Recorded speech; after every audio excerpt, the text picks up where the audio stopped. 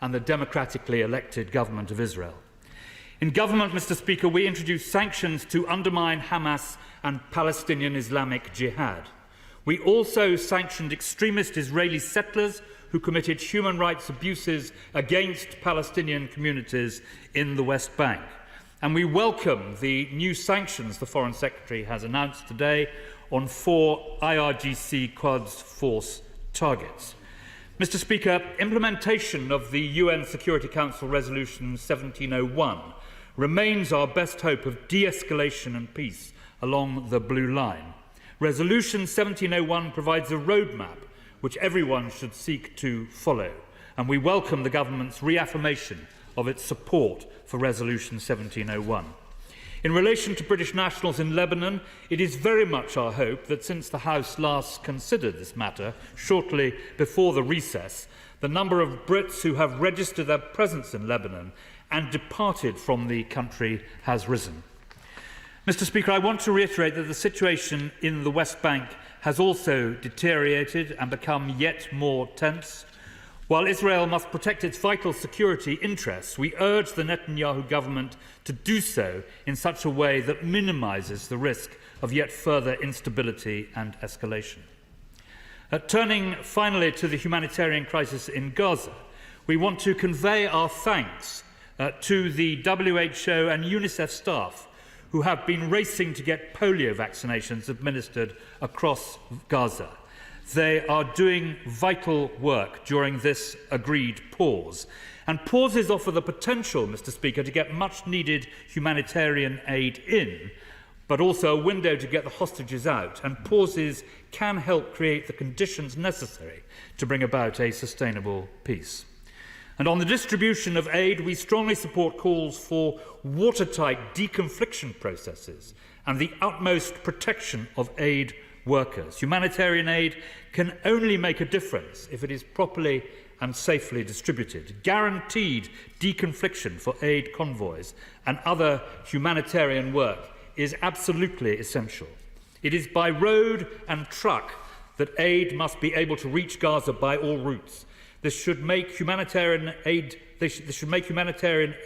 delivery by air and sea unnecessary.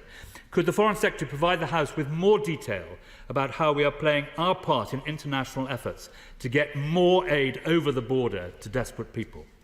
To conclude, Mr. Speaker, we all want the terrible suffering of both the Israeli and Palestinian people to end. It does feel as if we are at a point where this conflict could go in 2 radically different directions.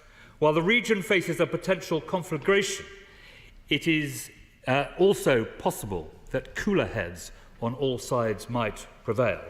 Britain's role must be to help facilitate a sustainable end to the current suffering. It is only then that we can achieve our aim of lifting people's eyes to the prospect of a different horizon in the future.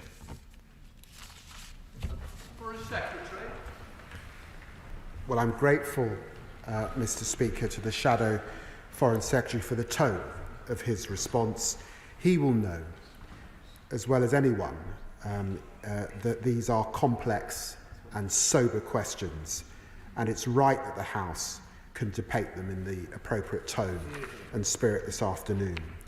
And I recall that Lord Cameron said that he was concerned that Israel had violated international humanitarian law, that the Shadow Foreign Secretary himself has repeatedly called on Israel to abide by international humanitarian law, and said that in certain actions that they may not have complied with international humanitarian law. And in April, the Shadow Minister, the Honourable Member for Rutland and Stamford, who was in her seat slightly earlier, said that the UK had no choice but to suspend arms. So he can recognise that this is not a partisan issue, and I'm very grateful for the tone that he's taken in this debate.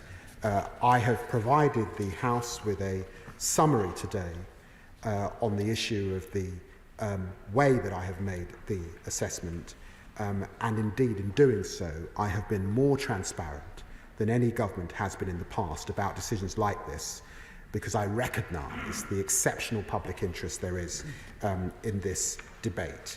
He's right like me, to underline that there is no moral equivalence between Hamas, who began this atrocity on October the 7th, and the prosecution of getting those hostages out and defending itself, even though that I have said that there is a clear risk in relation to our export licensing regime. He's right to talk about the context in Lebanon, to support indeed the government's message that UK nationals should leave.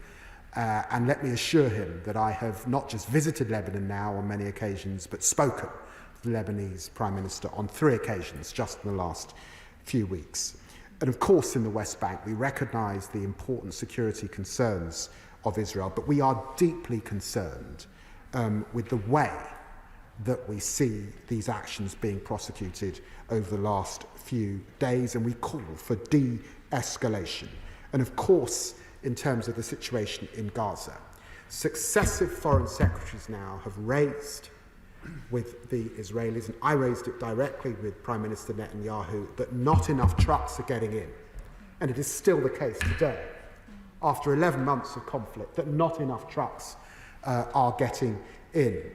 And the Minister for Development was in Jordan, assessing the situation from there, as I was just before that with the Red Crescent.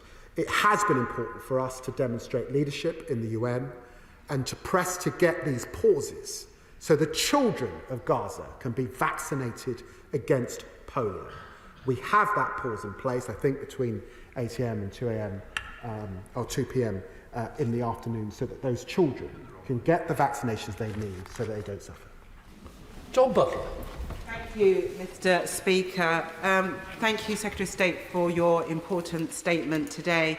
It is clear, and I agree with the Shadow Minister, that Hamas has no humanity and no shame. Some have said that there's only a pause to vaccinate children because polio may spread beyond Gaza. With so many children killed in this war, I understand why some may say that.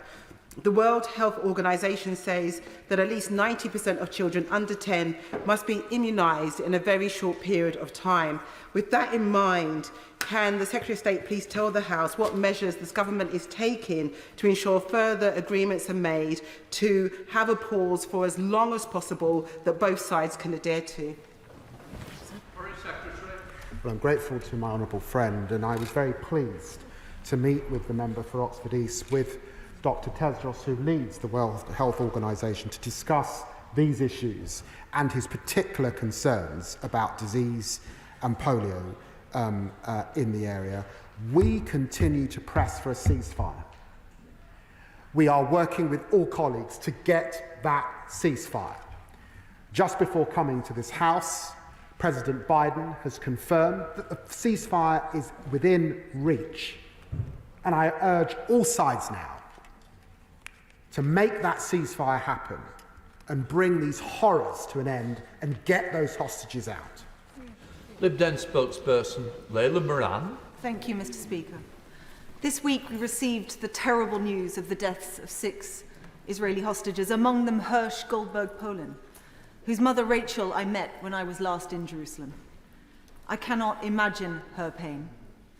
And that pain is not diluted by the pain of so many others, yes, other Israeli hostage families, but also thousands of families in Gaza for the dead there. And to all, I'm sure, we send our deepest condolences.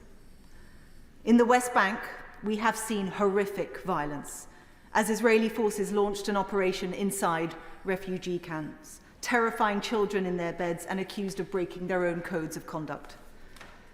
The situation seems to only go from bad to worse.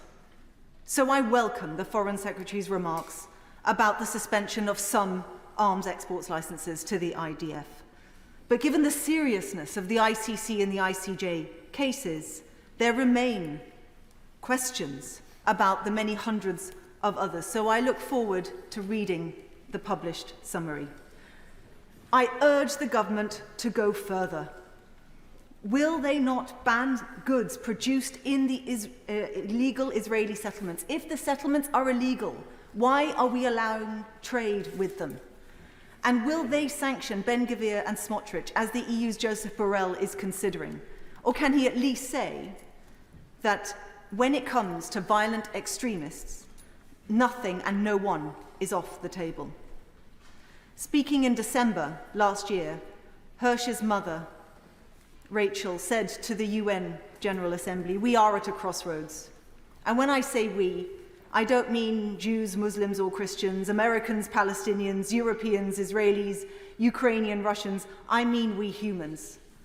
We can keep dividing the world into the paradigm of them versus us, or we can start thinking about those who are willing and those who are not. This could have all been so different. Imagine if the world had listened to her then in December. And so I urge the government, be bolder. That is the only way to make that promise of peace a reality. And that, of course, has to start, rather than end, with that immediate ceasefire. Foreign Secretary. I'm grateful to the Honourable Lady. And let me just say on the hostages that I've now personally spoken to or met all of the British and UK-linked hostages and heard for myself the suffering that they've endured since their loved ones were taken on the 7th of October. There needs to be an end to this nightmare. And there is now tremendous grief, pain and trauma whenever you visit Israel and meet with hostage families, as I have continued to do. She's right to raise the issues on the West Bank. We are deeply concerned by the ongoing IDF military operation in the occupied West Bank and the attacks from Palestinian militants. We recognise, of course, the need to defend itself, Israel's need to defend itself against security threats, but we are deeply worried by the methods that Israel's employed and by reports of civilian casualties and the destruction of civilian infrastructure particularly. It's in no one's interest to further conflict and instability to spread that to the West Bank. We condemn the settler expansion, the record levels that we've seen this year particularly, and of course the increase in settler violence. And I condemn the language that's been used by ministers in the Israeli government, Smodrik, Ben-Gvir, particularly in relation to this. It's entirely unacceptable language and should be condemned by the government or the Israeli government as a whole. She raises important issues and she recognised that, of course, in terms of labelling, we do label in relation to goods from settlements alongside the 1967 borders particularly, but the issues are very, very complex. Kim Johnson. Thank you, Mr. Speaker. The escalation of military violence in the West Bank has led to the reported deaths of Palestinians and increased settler violence, resulting in illegal occupation and violent land theft. Amid this escalation, the US has imposed sanctions on Israeli groups. Medical Aid Palestine have claimed the UK government has not acted with due urgency. So, can the Foreign Secretary clarify the government's position on this issue and what immediate actions the government will be taking other than condemnation of this action? Well, Foreign Secretary. Mr. Speaker, can I reassure my honourable friend that we are keeping this under review? We are in dialogue with our closest allies on this issue, and we will not flinch in dealing with the issues at hand if we need to. Sir Julian Lewis. Can the Foreign Secretary assure the House that what appears to be a carefully calibrated response to a dreadful situation will not in any way impair the valuable cooperation between Israel and the United Kingdom, where the sharing of intelligence about international terrorist activity is concerned? Foreign Secretary. Well, the Right Honourable Gentleman is amongst the very few in this House who understand the breadth and depth and importance for our own national security of that relationship. We have a very important people-to-people relationship with Israel. 250 UK Jewish nationals here in this country.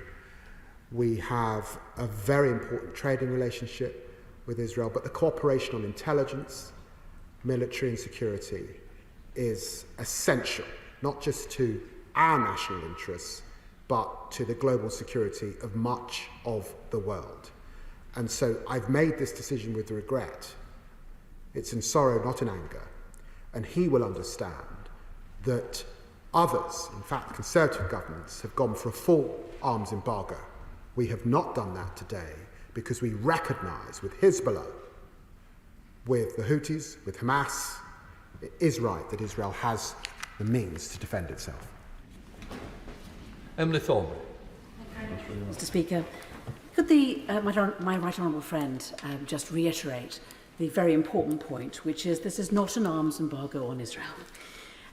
We continue to support Israel's right to defend itself and will continue to sell it arms, but that the rules underpinning our control of arms are as they have always been, which is that the UK will not permit the sale of arms if they might be used for internal repression or international aggression.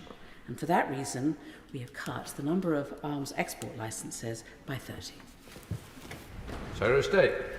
Well, my right honourable friend spent a few more years at the bar than I did. And she knows that in making this very sober assessment, it is based, Mr. Speaker, on a clear risk. And on the basis of that clear risk, it is arms and weaponry that may be used in Gaza that we have sought, and it amounts to around 30 that we have sought to suspend. It's of course our sincere hope that we get to that ceasefire and the sustained position that will allow us, of course, to resume working in the way that we would normally work with our Israeli friends. Walters. Thank you, Mr. Speaker. I too met the mother of Hirsch Goldberg-Polin in Jerusalem, and it's a terrible tragedy that his name has joined the list of many thousands of innocents who've died in this conflict over the last few months on both sides. Now, the Secretary of State will know that I've been long concerned about the situation in the West Bank, and I understand that the measures he's taken today, and indeed sanctions generally, are not purely performative. He wants them to have some bite.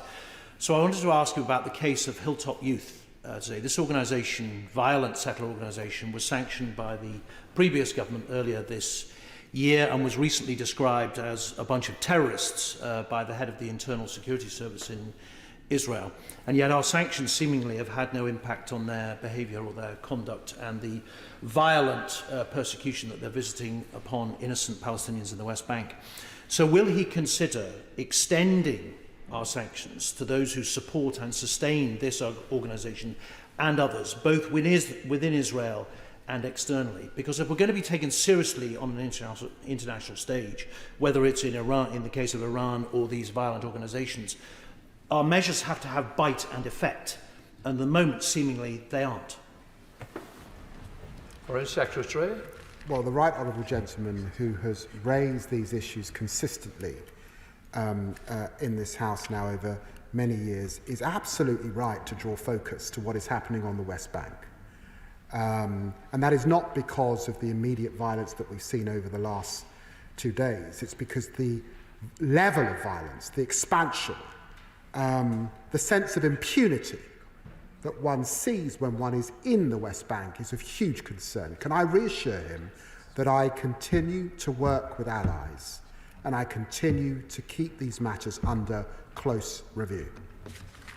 Andy MacDonald.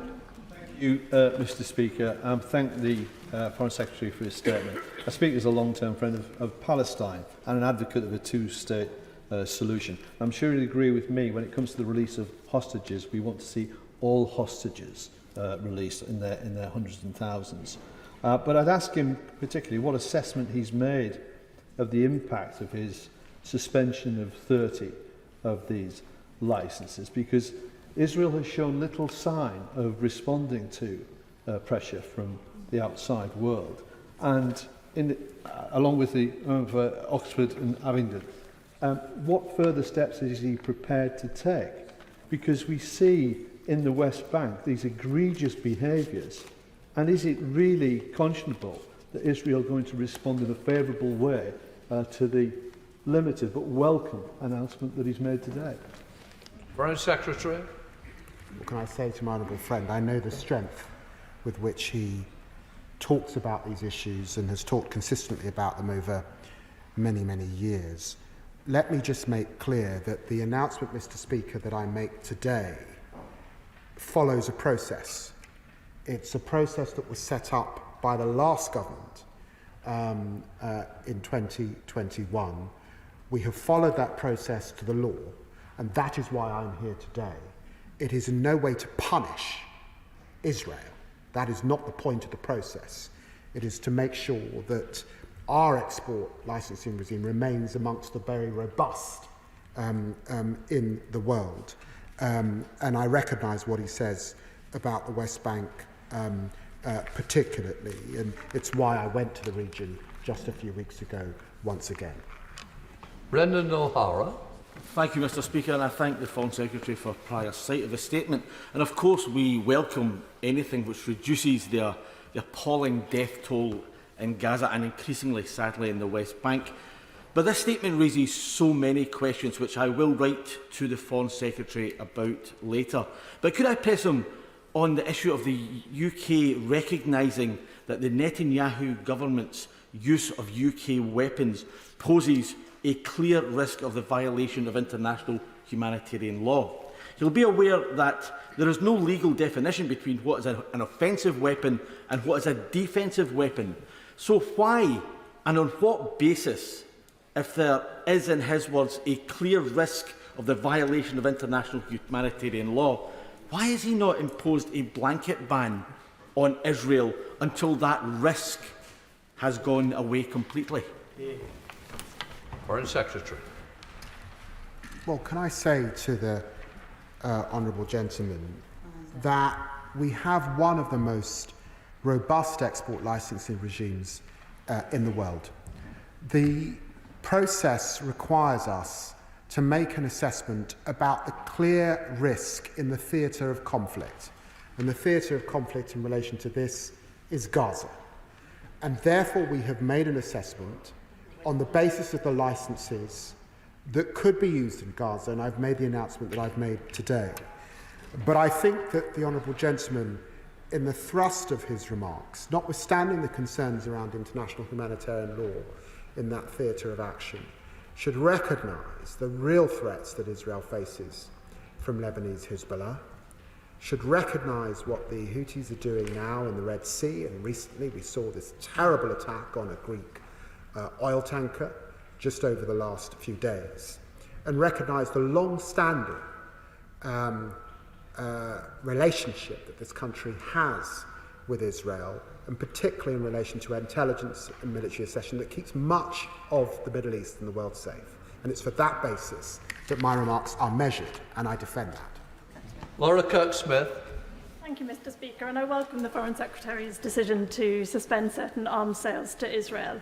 I also appreciate his acknowledgement that Israel could do much more to allow aid to reach people in Gaza. I'd like to ask the Foreign Secretary what further conversations he's had with the Israeli government to ask them to ensure that aid workers are able to do their vital work safely and effectively, and that aid can get to those who desperately need it. Foreign Secretary. Well, can I say to my honourable friend that the issue of aid workers and the tremendous loss of life of aid workers in this conflict is an issue I have raised directly in all of my meetings with the Israeli government. And there's another issue that sits alongside this, and it's the issue of deconfliction. It must be the case that in any war there are rules. And one of the rules are that aid workers are able to get medical supplies and aid to the civilians that need it. And there have been real issues with deconfliction zones and the amount of aid workers who've died and the amount of UN workers who've died in this conflict. She's absolutely right to raise it. Sammy Wilson. Madam Speaker. The only people who will be overjoyed by this decision today will be the Hamas terrorists who murdered in cold blood 6 hostages at the weekend.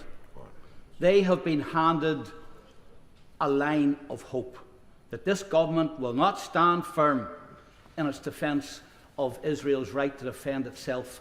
And let's look at the threadbare arguments that the Minister has used today, that these arms might be used to breach international humanitarian law. And yet he admits that the government cannot arbitrate as to whether or not Israel has done so to date, that civilian deaths have been caused. And yet, hardly a couple of paragraphs later in this statement, the Minister states that the civilian deaths have been a result of Hamas embedding itself in the civilian population with no regard for those people who have been affected. And the last reason he gives then is that Israel is responsible for these deaths, even though he again admits that it is not possible to determine who is responsible for these deaths, and indeed how many deaths there have been. We rely on Hamas propaganda in most cases for that. I would say to the Minister today that this is a bad decision.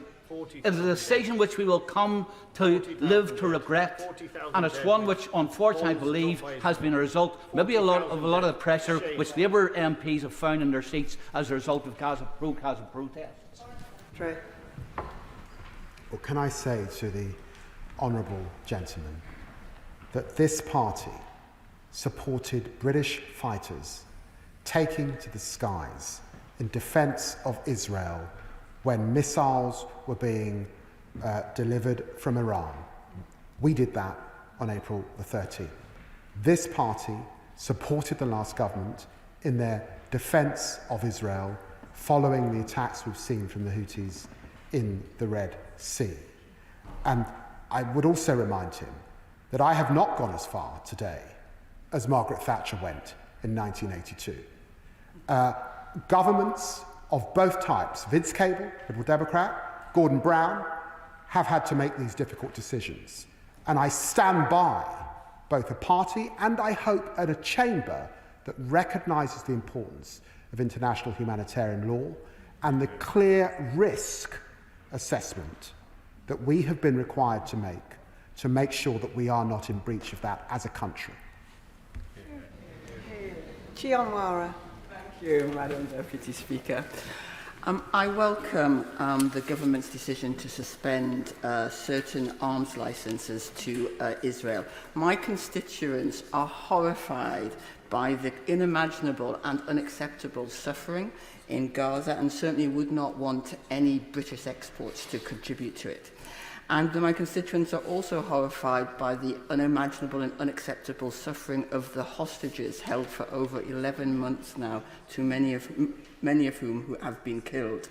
Now, the Foreign Secretary will have seen the protests in Tel Aviv last night and the strikes called by Israeli labour unions to try to persuade the Israeli government to strike a deal and bring the hostages home. From his discussions with the Israeli government, what does he see as the main obstacles to a deal which brings the hostages home and which delivers a ceasefire in Gaza? Foreign Secretary.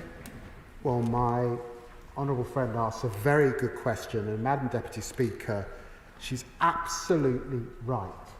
What brings this to an end is a ceasefire. And the issues really boil down to the security of Israel once we get to that ceasefire. And she will have read, no doubt, the issues around the Philadelphia corridor particularly, and the ability or Israel's insistence at this stage that they should be present still in Gaza, and that being a matter of discussion. There have been previously also issues around not just the hostages that must come out, and she's absolutely right, those hostages must come out, but also the prisoners that it's hoped would leave Israel's prisons as well, the Palestinian prisoners particularly. But the truth of this is that we are now reaching a decisive point, as Joe Biden has said. We can get there, and we need to get there to bring to an end this horror that's now gone on for many, many, many, many months. Jeremy Corbyn. Thank you, Madam Deputy Speaker. The Foreign Secretary will be very well aware of the decisions made by the ICJ and the ICC. He'll also be very well aware that the world has condemned Israel for its illegal occupation of the West Bank, the settlement policy, and the killing of 40,000 people in Gaza. The suspension of some arms contracts, could he explain what effect that will actually make on Israel's ability to continue the bombardment of Gaza, or will it continue unabated? And will he also explain what role, legally or otherwise, Britain has played in overflying Gaza with surveillance aircraft and the use of RAF Akrotiri as a staging point for aircraft going to Israel, which many people believe are carrying weapons that are used to bomb Gaza? Foreign Secretary. I know that the Right Honourable Gentleman is informed on many aspects of these issues. He must know that our exports to Israel amount to about 1%. And in fact, it is the United States and Germany and others that are much more engaged in the selling of arms to Israel. So when he asks me the effect, he can draw his own conclusions in relation to that. I am very comfortable with the support that we give to Israel, and I won't comment on operational issues as he would expect from this dispatch box. Melanie Ward. Thank you, Madam Deputy Speaker. Israeli military F-16 aircraft have dropped thousands of bombs on civilians in Gaza in the last 11 months. UN weapons inspectors confirmed that this includes bombing the premises of aid agencies, Medical Aid for Palestinians and the International Rescue Committee, which housed Palestinian aid workers, international aid workers and doctors in January of this year. F-16s have further killed thousands of Palestinian civilians who had fled their homes to what the Israeli military had designated a safe zone in Al-Mawasi. Can I ask the Foreign Secretary if he will confirm that this arms ban will include licences related to the F-16 and that this is in service, if so, of upholding UK and international law and protecting civilian lives? Can I also express extreme concern at the ongoing Israeli military action in the West Bank? Earlier this year, I was in Tulkarem refugee camp after a military raid, and last year, Jenin refugee camp, days after a military raid, both much smaller than what is happening now. The West Bank and Jerusalem are at boiling point alongside the horrors in Gaza. So can I ask the Foreign Secretary, what action is he taking to uphold international law there as well? Foreign Secretary. Well, of course, my honourable friend brings tremendous expertise to this House on the issues on the ground, particularly in Gaza and the West Bank. Can I reassure her that we have fully assessed the export licensing regime and those weapons that might be used in the conflict, and that includes those she mentions, have been excluded. She's quite right to raise the issues of deconfliction, the aid workers who have lost their lives, and I want to reassure her that I have raised these issues with the Prime Minister himself in Israel and with other members of the government, and pressed them hard on these issues. And I know, frankly, in coming into this role, that the former Foreign Secretary did exactly the same. And therefore, it's on that basis in many ways that we sadly and regrettably have come to the assessment that I've had to today. Mike Martin.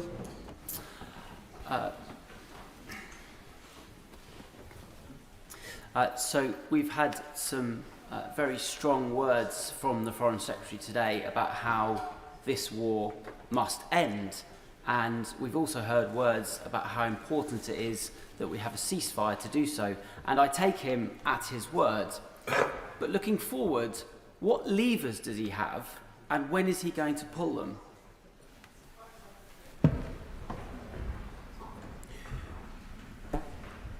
the honourable gentleman's new to this House, so I tread very gently.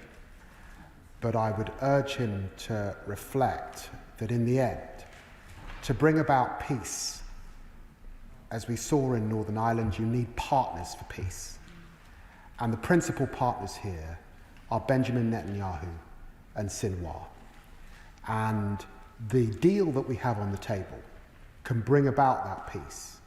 And I have to tell him, in the last 8 or 9 weeks in office, I have spent more time on this issue than any other issue pressing to get that ceasefire. Andy Slaughter. Very much, Madam Deputy Speaker. We've seen the most serious incursions into the West Bank for 20 years, and that's under cover of the horror that is happening in Gaza, otherwise it would be leading the news. And towns like Jenin completely cut off, the water supply, the streets ploughed up in that way. What's the government's specific response to this, which is really a form of collective punishment?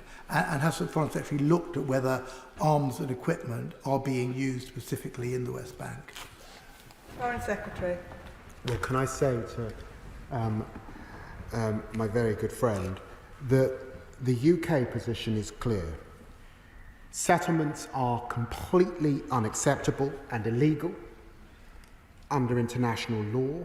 They present an obstacle to peace and they threaten the physical viability of a two-state solution. That is why we take this so seriously, and it's why we condemn the settler violence and incitement remarks, such as those that were made by Israel's National Security Minister Ben Gvir and the Finance Minister Smodrick. All of these issues we keep under review, and all of these issues I'm discussing with our closest allies. Ben Lake. Speaker, amid the devastation of bombardment and the collapse in civilian infrastructure, civilians in Gaza must now contend with polio.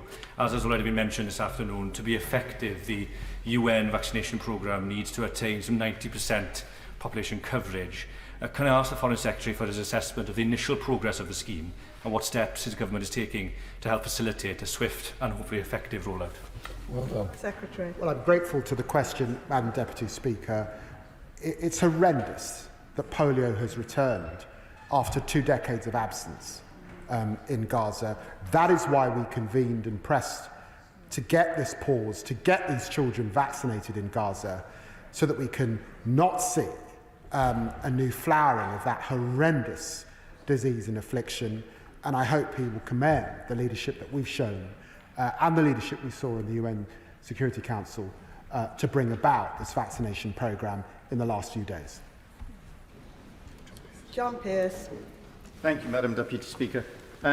We are all desperate to see an end to the suffering on all sides in this conflict.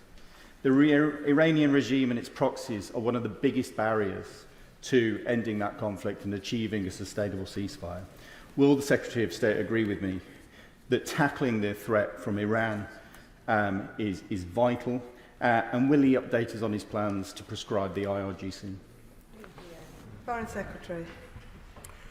Well, I'm grateful for the question, and I would not want the House to lose sight of the further sanctions that I've announced of the 4 individuals in the House this afternoon, and you can revisit the statement just to be abreast of that. He's absolutely right about the dangers that the IRGC poses, and indeed it's been important for me in these early weeks in office to engage with my Iranian counterpart and to urge de-escalation, particularly in relation to any action that Iran is contemplating.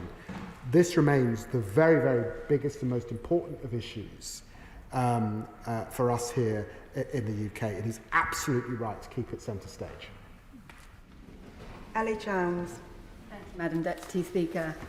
The news of suspension of some export licences is indeed welcome, and I know there are many in my constituency across the country who will be glad to hear this.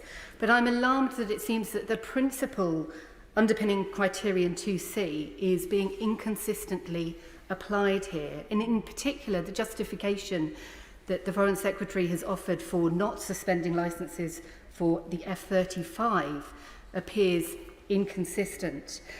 There does appear to be clear evidence of clear risk. There are online posts, I understand, from the IDF indicating that F-35s have been used in bombing Gaza. And so I'd like to urge the Secretary of State to review this case again and to suspend those licences. Can I ask him also, please, to clarify whether licensing continues for R902W Wankel engines, because they were involved in the World Central Kitchen attack on humanitarian workers? Thank you. The Honourable Lady asked important questions around the F-35, and it is important for me to state that in looking at the F-35, it's important to understand that there is a global supply chain. She will recognise threats, very, very serious threats that exist across much of the globe in other terrible theatres of conflict. I think were she in my situation, she too would make the judgment that we should do nothing to equip those who would cause tremendous harm in relation to this decision. And that's why it has been important, never mind the ability to actually distinguish across that multiple supply chain that involves many nations, those particular equipments that those particular bits of armoury that she's talking about. Olivia Blake. Thank you, Madam Deputy Speaker. The children of Gaza have faced an onslaught from above and now the spread of disease. And I would just like to ask that the Foreign Secretary of State considers once again bringing those who are most vulnerable to the UK for medical treatment. Polio has a lasting impact and could need a lot more support for people if they've already been infected with lifelong disabilities. We've also got children who have need amputations and life-altering operations that they haven't been able to access the right quality of care because hospitals have just not been there. Can we look at this again? Other countries are doing it. Let us be part of it. Yeah. Foreign Secretary. My honourable friend raises a very important issue, and that is why I and the member for Oxford East made the statements in our first weeks in office in relation to supporting UK Med and restoring the funding to UNRWA to ensure that those children get the medical aid that they need at this time. Now, I'm afraid my assessment is across Gaza, it's not sufficient for the reasons that I've discussed, but it was important that we put all the aid and money we could to that endeavour, particularly on behalf of those young children. And there's another issue that I'm tremendously concerned about. It's the amount of young people not in school. This has gone on for months, and young people must be in school. Jim Shannon. Thank you, Madam Deputy Speaker. Can I thank the Minister for his answers? I defend the right of Israel to protect all of its people, the same as the United Kingdom of Great Britain and Northern Ireland did for its own citizens against IRA terrorism, and as Ukraine has done against Russian aggression, ever mindful of that. So our hearts ache with those hostage families who have received the news that they have feared and dreaded for almost a year, and even more forcibly underlines the need to ensure that either the hostages or their remains are brought home, and that steps can be taken for peace in the Middle East, which is all of our goal. I know it's the Minister's goal, it's the goal of everyone in this House. Will the Minister outline what further steps that can be taken along with our allies to bring this peace, this much needed peace, about? Thank you. Foreign Secretary. Well, can I just say to the honourable gentleman that today's decision relates to an independent process relation to, of course, to our strategic export licensing criteria. It comes on yet another day of tremendous pain for those hostage families, and I'm acutely aware of that. And it's why I've sought to speak to those families, of course those who have a relationship with our own country, but those beyond as well, and to meet with those families when I've been in Israel. My heart bleeds for them. The pain and the suffering that they're going through is torturous. That there are so many left is unbelievable. And to have gone so many months not knowing whether your loved one is alive or dead is horrific. And anyone who looks at the front pages of the international news and looks at those beautiful young people who have been taken from us in the most horrific of ways, frankly, it brings tears to the eyes. And I feel so much, I offer my deepest condolences, and all of us do, to those families who've learned they've lost their loved ones over the last few days. Apsana Begum. The Foreign Secretary announced 30 of approximately 350 export arms licenses will now be suspended. That is still less than 10% of the total number of export arms licenses to Israel. Given that over 40,000 Palestinians have now been killed, given that Israel is expanding its military operations in the occupied West Bank, and given that a former Foreign Office official resigned, stating, and I quote, that it is actually quite clear that Israel is perpetuating war crimes in plain sight, will the UK government ensure that the UK is not complicit in Israel's war crimes and suspend all arms sales to Israel? Foreign Secretary. Well, I've followed the quasi-legal process that we have in this country. We've got one of the most robust regimes in the world. I stand by the decision that I've made that approximately 30 export licenses to Israel should be suspended at this time. And yes, it does represent 10% because it's the 10% that could be used in the theatre of conflict that we're concerned with. But I would also just gently say to the Honourable Lady that there are many things that we might sell that I don't think anyone would suggest a helmet or goggles we shouldn't be selling to one of our closest allies. And so you make that assessment in a measured way, in a sober way, on behalf of the British people, and I'm satisfied with the assessment that's been made. Ayub Khan. Thank you, Madam Deputy Speaker. Can I welcome the Foreign Secretary's decision to withdraw some of the arms, or the licenses to arms? I'm confident, even though our arms trade is insignificant, it's bound to have a repercussion on other countries that provide arms licenses. So I certainly welcome that. But what steps can the Foreign Secretary do in liaising with his Israeli counterparts in relation to the Palestinian children which are now going to receive vaccinations for polio, and they're being moved from pillar to post without a real safe zone? Will the Foreign Secretary seek assurances that they will be given a safe zone and not blown away after giving their polio vaccinations? Foreign Secretary. Yes. Catherine Frooks.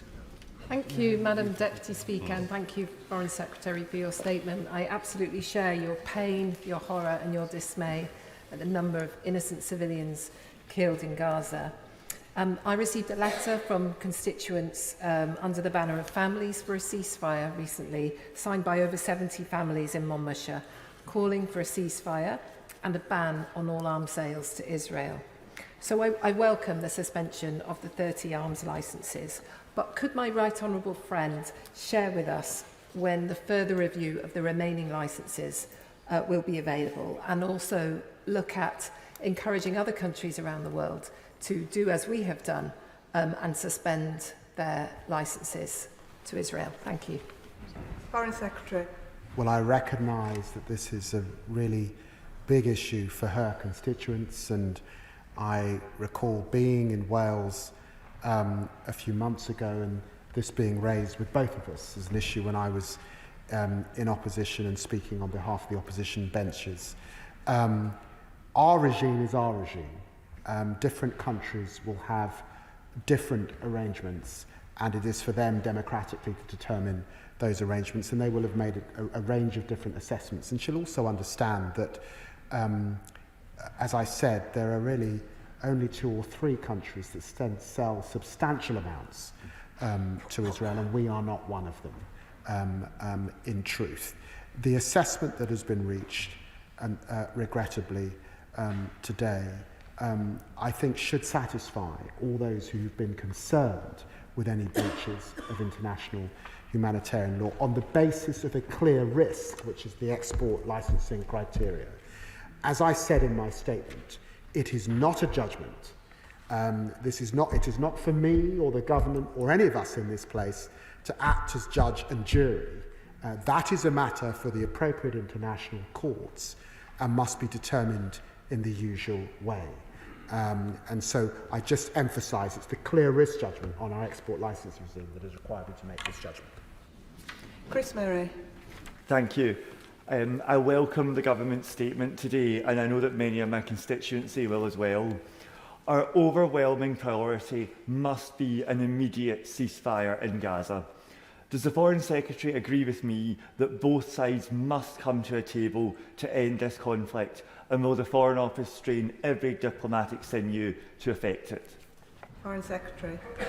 Well, yes, I say to my honourable friend, we need a ceasefire now, and it is in the hands of the major actors here to bring that about and get those hostages out, get that hostage deal. And so many families in Israel want to see that hostage deal and bring the suffering of the Palestinian people to an end so that the aid can get in the quantities that's required. It's within our reach. I had hoped, I'll be honest with him, I had hoped that we would have reached that point by now. But we must still reach to get there over the coming days. Rachel Maskell. Thank you, Madam Deputy Speaker. We've been talking about polio today because tragically we've learned about how this infectious disease is taking a grip in Gaza with the tragic diagnosis that we've had. However, there are many commutable diseases within Gaza which are spreading, and therefore just focusing on polio will not be sufficient to save lives. What further steps can he take to ensure that those windows of vaccination, of treatment, and for bringing cure can be extended so more life can be saved? Foreign Secretary.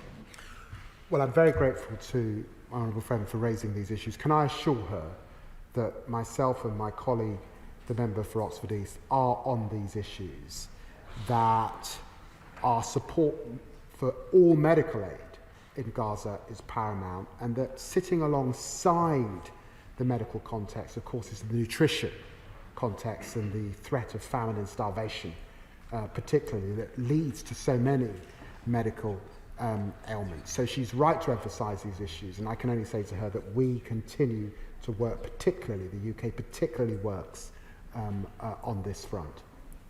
Alice MacDonald.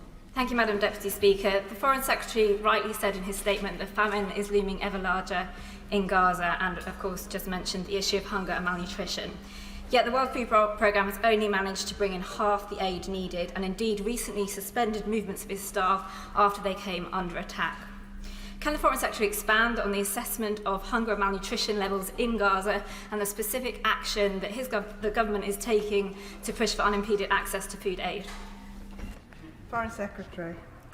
Well, I'm very grateful to the Honourable Lady for raising this issue. It is of tremendous concern that over the last few days the World Food Programme have suspended their activities in Gaza because their own workers have come under attack for the issues of deconfliction that has been raised already in this House, given the tremendous concern across the House about nutrition, about starvation, and about famine. We will be redoubling our efforts over the coming days and working with international partners to see that people do not go without the food that would keep them from the famine status. Matthew Patrick. Thank you, Madam Deputy Speaker. I welcome the Foreign Secretary's call for an immediate ceasefire. That's the route for hostages to be returned home and for aid to flow into all corners of Gaza. I welcome the Foreign Secretary's call for a two-state solution, the only route to a lasting peace in the region. I also welcome the clarity that there is no moral equivalence between the Israeli government and the heinous action and intent of Hamas. Can I ask the Foreign Secretary what steps can be taken to stop or stem the flow of money and aid and weapons from Iran to its proxies who are so determined to bring about Israel's total destruction? Foreign Secretary. Well, I'm very grateful to the tone of the Honourable Gentleman's remarks. He's absolutely right to put the spotlight on Iran, and it's why I've announced further sanctions today. It's why we keep the position of the IRGC under close review. It's why I've spoken to the Iranians twice in the last few weeks and urged de-escalation.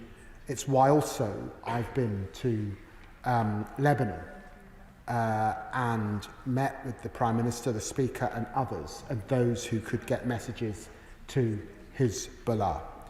We have amongst the very best military intelligence capability in the world, working with our partners. These are issues of utmost importance in relation to global security. That concludes that statement, and before we move on to the next statement, we'll let the front benches change over.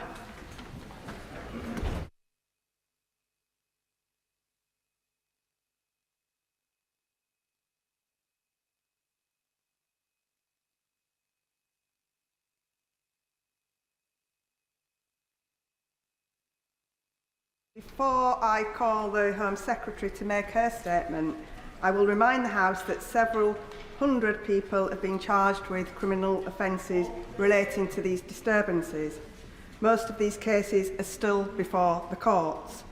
Public order is a matter of national importance, and I am therefore granting a limited waiver to the House's sub judice resolution in the following terms. Members may make statements of fact about the circumstances of the unrest, about the number of people arrested, charged and sentenced, and about the kinds of behaviour exhibited during these events. However, they may not refer to specific individuals who have been charged and are awaiting trial, or engage in any discussion or speculation about individual cases. Home Secretary Yvette Cooper. Thank you, Madam Deputy Speaker. Before I start, I want to pass our sympathies to the families of Sher Maximin and Musi Mnetu, who died sadly this weekend following violent incidents around Notting Hill Carnival. And our thoughts are with their friends and families at this terrible time, and our thanks go to the police who moved swiftly to charge suspects in both cases. There is no place for such appalling, senseless violence on our streets, and this government is determined to stamp out the scourge of serious violence wherever it is found. With permission, Madam Deputy Speaker, I will now make a statement on the violent disorder that occurred earlier this summer. Just before the parliamentary recess, I made a statement to this House on the horrendous attack that took place in Southport on the 29th of July.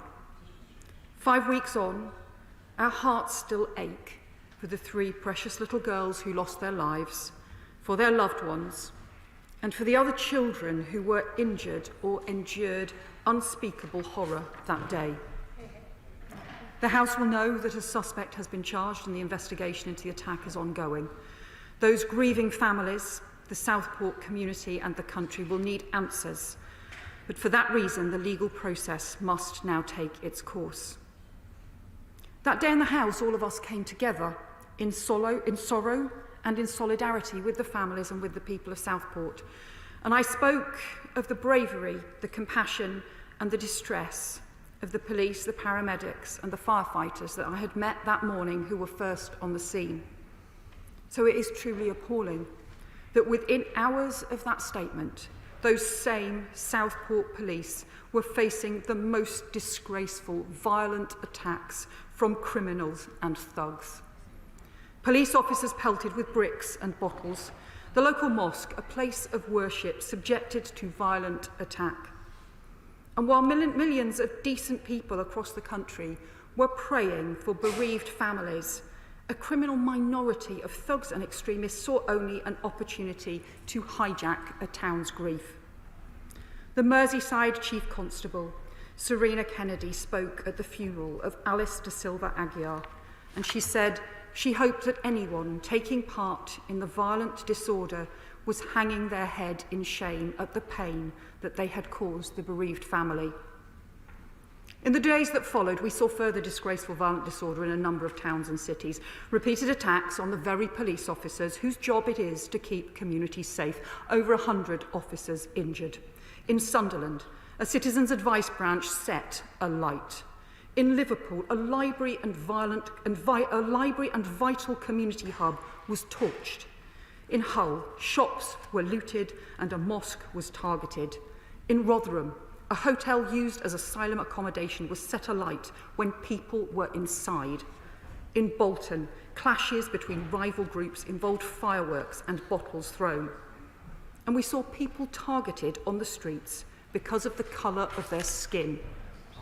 This disgraceful disorder and racist hatred, including that whipped up by a hateful minority online, was an insult to those grieving over Southport. So let us be very clear, those violent and criminal attacks were not protests, they were not about grievance, they were thuggery, racism and crime. Plenty of people across the country have strong views about crime, about policing, about immigration, asylum, the NHS and more, but they don't pick up bricks and throw them at the police. They don't loot shops or attack places of worship, and they don't set buildings alight knowing that other human beings are inside. There's lots to debate on all kinds of policy issues, but no one should make excuses for violence or thuggery that risks public safety. This was brazen criminality perpetrated in many cases by those with existing criminal convictions. The Prime Minister and I made clear that criminals would pay the price for their violence, and we meant it. The Prime Minister announced a new National Violent Disorder Programme to bring together the best policing capabilities and enhance intelligence sharing across forces. And ministers worked daily with the police and criminal justice partners to ensure that there was a strong and determined response. The National Police Coordination Centre operated a national mobilisation plan to ensure strategic reserves of public order officers were ready to be deployed in support of different police forces. Over 40,000 officer shifts were worked by public order officers over 10 days, with over 6,600 public order officers deployed on one day alone. Rest days were cancelled, additional hours were worked. The Crown Prosecution Service deployed over 100 additional prosecutors, boosting their 24-hour charging service with additional advice from the Director of Public Prosecutions so they could move swiftly to charge. The Ministry of Justice accelerated the work on new cells to bring 500 more prison places on stream earlier, and the Lord Chancellor made clear that the courts stood ready to hear all the cases coming through. And the Home Office established new rapid procedure for security support for mosques to ensure that communities felt supported and felt safe. In total, around 1,280 people have been arrested, around 800 charges have been made, and over 570 individuals have been brought before the courts for offences like violent disorder, assaults on emergency workers, arson, and for encouraging violent attacks online. This robust and swift response from government and the criminal justice system has provided a strong deterrent and showed our steadfast determination to keep people safe. And most importantly, order was restored. But I want now to just update the House on some of the next steps we will take. First, we will take forward positive policing reform to build on the important work done by the National Police Coordination Centre this summer. I want particularly to thank the Chair of the National Police Chiefs Council and Public Order Lead for the mobilisation work that they did. But the reality is that the coordination infrastructure and systems that they had to work with were too weak. And I'm therefore asking His Majesty's Inspectorate of Constabulary and Fire and Rescue Services to work quickly with the MPCC, the College of Policing and National Lead for Public Order to review the lessons from this summer's events so we can ensure strong coordination intelligence systems are in place and that there is sufficient public order policing for the future. Second, As well as ensuring there's proper punishment for those responsible for the disorder, we'll be pressing forward at pace with this government's mission to take back the safety of our streets and restore respect for the police and rule of law. We will put thousands more neighbourhood police officers and PCSOs back on the streets, reversing the collapse in community policing and rebuilding the relationship between local communities and forces. And this government is very clear. Wherever and whenever violence and disorder emerges, whether in Hartlepool or Hare Hills, Sunderland or Stoke, we expect crimes to face consequences and perpetrators to face the full force of the law. And the criminal violence we saw after the Southport attacks was not the only violent disorder this summer. We also saw disgraceful arson and attacks on the police in Hare Hills. In that case too, 32 people have been arrested, and in the last week, 3 men have pled guilty for arson and violent disorder after a bus was set alight.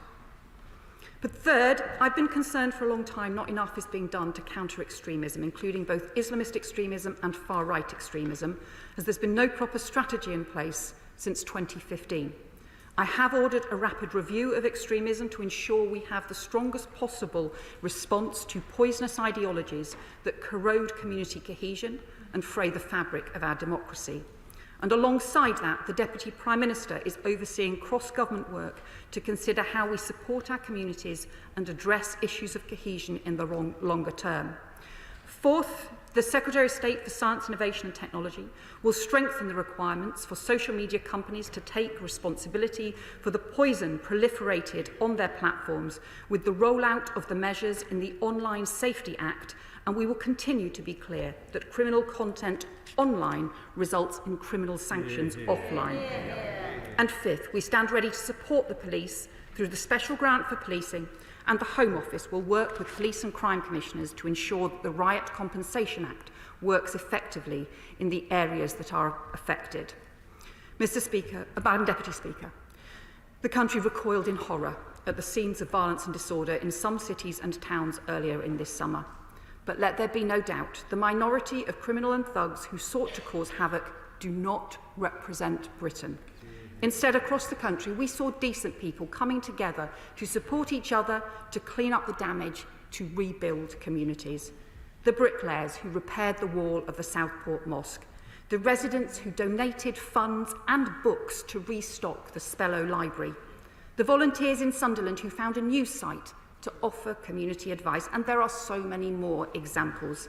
And those small, unassuming acts of selflessness should serve as a message to the criminals and extremists that they do not speak for Britain and they never will. I commend this statement to the House. Shadow Home Secretary James Cleverly. Thank you, Madam Deputy Speaker, and I thank the Secretary of State for an advanced copy of her statement. And I wish once again to pay my respects to the victims of the Southport attacks. The murder of 3 young girls in Southport was horrific, and our thoughts are with them, their families, their friends, and of course the local community.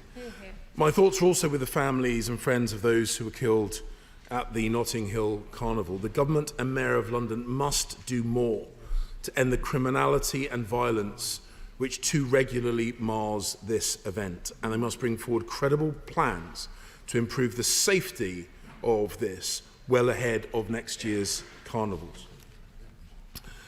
I pay tribute to the bravery of our police officers across the country who put themselves in harm's way to deal with the violence perpetrated by thugs this summer.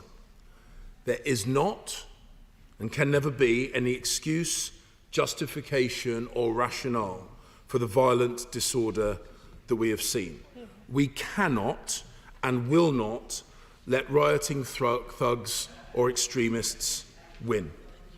The government must always back our police officers to do what is necessary to maintain law and order, and attacks on the police by any group must not be tolerated.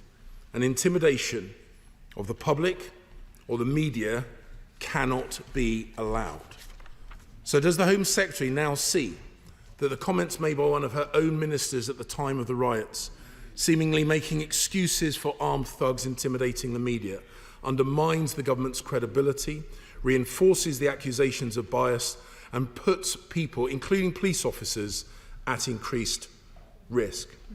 And does she now also recognise that the Labour leadership kneeling in the immediate aftermath of the Black Lives Matter disorder, when violent protesters attacked police officers, looks like her party takes some forms of violence less seriously than other forms of violence? And does she accept that any perception whatsoever of treating the same crimes differently based on the race, religion or community of the perpetrators increases tension rather than reduces it? And does she accept that at times of heightened tension, government ministers must be and must seem to be even-handed and demand even-handedness of others? Does she also recognise that the delay in holding a COBRA meeting until almost a week after these events started was a mistake? That it created a vacuum and delayed the actions which could have brought this disorder to an end more quickly? At the time of the disorder, the Prime Minister claimed he would create, and I quote, a standing army of public order police officers. What progress has been made in the intervening weeks to make that claim a reality? After the murder of the 3 young girls in Southport, the Right Honourable Lady and I discussed across the dispatch box the impact of misinformation and disinformation online. When I was Home Secretary, I travelled to the United States to deliver this message directly to the leadership of the tech firms and make House of Commons sound. House of Commons sound. House of Commons sound. House of Commons sound.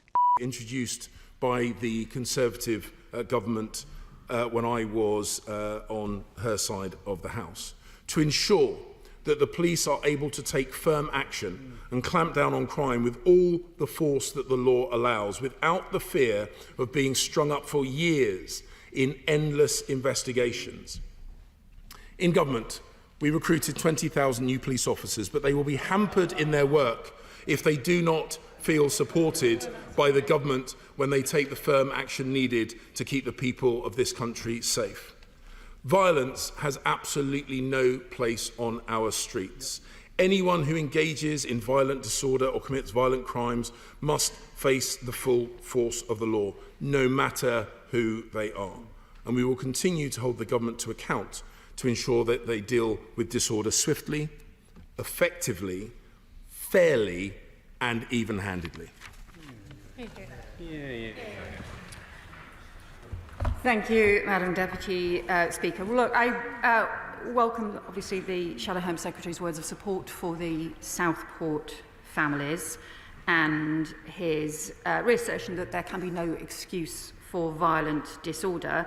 But I have to say the rest of his response sounded an awful lot more like a pitch to Tory party members in the middle of a leadership election than it did a serious response to the scale of the disorder that we saw and the need for a serious policing response. So he asked the issue around the strategic reserve. He asked about the standing army. We set up the strategic reserve. It was in place for the second weekend, and we had thousands of police officers who were ready, not the old arrangements that he used to, that we inherited from him, where mutual aid was had to be on call and had to be stood up in a rush when it was called for, but we actually got the police public order officers ready and deployed at strategic locations around the country so that they could move fast in order to be able to be there when they were needed. And this really goes to the heart of the problems that we inherited from the Home Secretary, the Shadow Home Secretary, and from my predecessor. The central coordination that he had left in place was far too weak. The officers, the chief officers who were involved in trying to get mutual aid in place, trying to coordinate intelligence, had very weak infrastructure, very weak systems in place. They hadn't been supported over very, very many years. In fact, some of his predecessors had tried to get rid of a lot of the work of the National Policing Coordination Centre. So our approach instead is to say that we should strengthen it. We believe that we should strengthen that coordination and we should strengthen the central coordination. We will work with the police to do so, and that is why I have asked the Inspectorate to operate. Secondly, he refers the issues around, seriously, I mean, on social media, the action against social media, his party delayed the Online Safety Act for years, year after year. My colleague, the Secretary of State for Science and Technology, has already been working closely to put more pressure onto the social media companies, but his party did nothing for years. It is far too late for them to try and call for action. The policing use of force review is important and will continue. But I have to say to him finally, this issue about he is playing all these games, undermining the credibility of the police, trying to blame the Prime Minister for something that happened 4 years ago. He's somehow responsible for the violent disorder on our streets this summer, and also undermining the credibility of police officers who take an oath. Each individual officer takes an oath to operate without fear or favour. And I would just remind him, his predecessor, the previous Home Secretary, was the one who first tried to undermine and attack the credibility of the police in the run-up to Armistice Day, and that is why we then ended up with a bunch of thugs trying to get to the cenotaph to disrupt the service and launching violent attacks on the police. That's the only reason he got the job of Home Secretary in the first place, because everyone condemned his predecessor for her behaviour. I'm so sorry that he's decided in a leadership election to follow her example rather than something that I really thought he was better than. Andy Slaughter. What a surprise. Can I compliment the Home Secretary and the Lord Chancellor on the robust response that the whole criminal justice system took to the recent riots and violent disorder? But was she, like me, concerned about the number of very young people who have been taking part, pre-teen in some cases? What does she think is the solution, both to rehabilitation and preventing in the future young people of that age becoming involved in this disgraceful behaviour? My honourable friend makes a really important point about the number of young people involved. Some of those who were involved had a string of convictions, a string of past history, but there were also young people who were drawn into violence and disorder, sometimes in antisocial behaviour and looting of shops, sometimes into serious violence as well. And I think there is an important issue about how we prevent young people getting drawn into violence and antisocial behaviour. It's one of the reasons we are so determined to set up the Young Futures programme. It's also one of the reasons that I think we need to look at online radicalisation of young people as well as part of the extremism review. Liberal Democrat spokesperson Alistair Carmichael. Thank you, Madam Deputy Speaker. Can I thank the Home Secretary for advance sight of the statement and associate myself and my party with her comments and her praise for the bravery and professionalism of the police and the other emergency services that we saw throughout these disgraceful episodes. Madam Deputy Speaker, I think this is a moment for everyone in this House to make it clear which side they are on. It simply is not credible to talk about two-tier policing and then in this next breath to say that you also support the police. The Home Secretary is correct to call out the disorder that we've seen for what it is. She says thuggery, racism and crime. So we support on these benches the steps that she has announced, but does she agree that actually this renders urgent the need to appoint an independent advisor on Islamophobia, a post that has been vacant for the last 2 years, and also to have a formal definition of Islamophobia in order to underpin and inform government policy across the board and across all departments? And I welcome the honourable member's support for the police and the work that they did, and the importance of ensuring that these kinds of crimes are not tolerated and that they should face consequences. He's right that there were significant attacks on mosques, one of the reasons why we brought forward the work around mosque security, and he's also right that we do need to challenge Islamophobia, anti-Muslim hate, wherever it is found, and the Deputy Prime Minister is taking forward that work. Patrick Hurley. Thank you, Madam Deputy Speaker. The Home Secretary rightly started her statement by remembering the victims of the horrific attack in my Southport constituency, and I'd like to take this opportunity to thank her for that. It's one of the most appalling aspects of the disorder that we saw across the country last month, that we continually heard the claim from the thugs involved that they'd been driven to commit their acts of violence by the killing of little Bibi, Elsie Dot and Alice. That claim is a grotesque lie. And no one is more furious about that lie than the people of Southport, who wanted to just be allowed to deal with their grief and their anguish in their own way, and to support the families of those who'd been killed.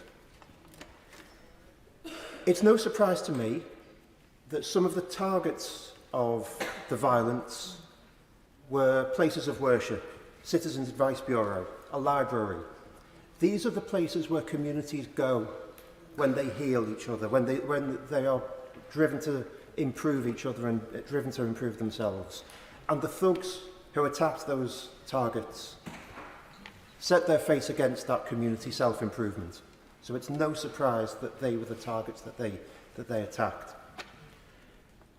For those who continue to propagate the lie that there were justifiable concerns from the thuggery that we saw, or that the actions of the mob are somehow justified, I'd like to ask the Home Secretary to please reiterate that what happened in Southport provides no justification at all for anyone throwing bricks at the police, for anyone attacking people in their own cars or burning down buildings with people inside them, and that for anyone to pretend otherwise is too horrific for words. Can I thank my honourable friend for his powerful words on behalf of his constituents, and also his work to stand up for his constituents and the people of Southport, and for those families who had to endure the most unspeakable horror and are still having to deal with the consequences of what happened. And his words for them and for his community about how no one should ever use the terrible attack on 3 little girls as being an excuse for the kinds of violent disorder that we have seen is absolutely right. I am so sorry that the families he represents and the community he represents has had to endure not just the original attack, but also people claiming to be doing things in the name of Southport when clearly they have not been doing, and it is simply crime. Sir Julian Lewis.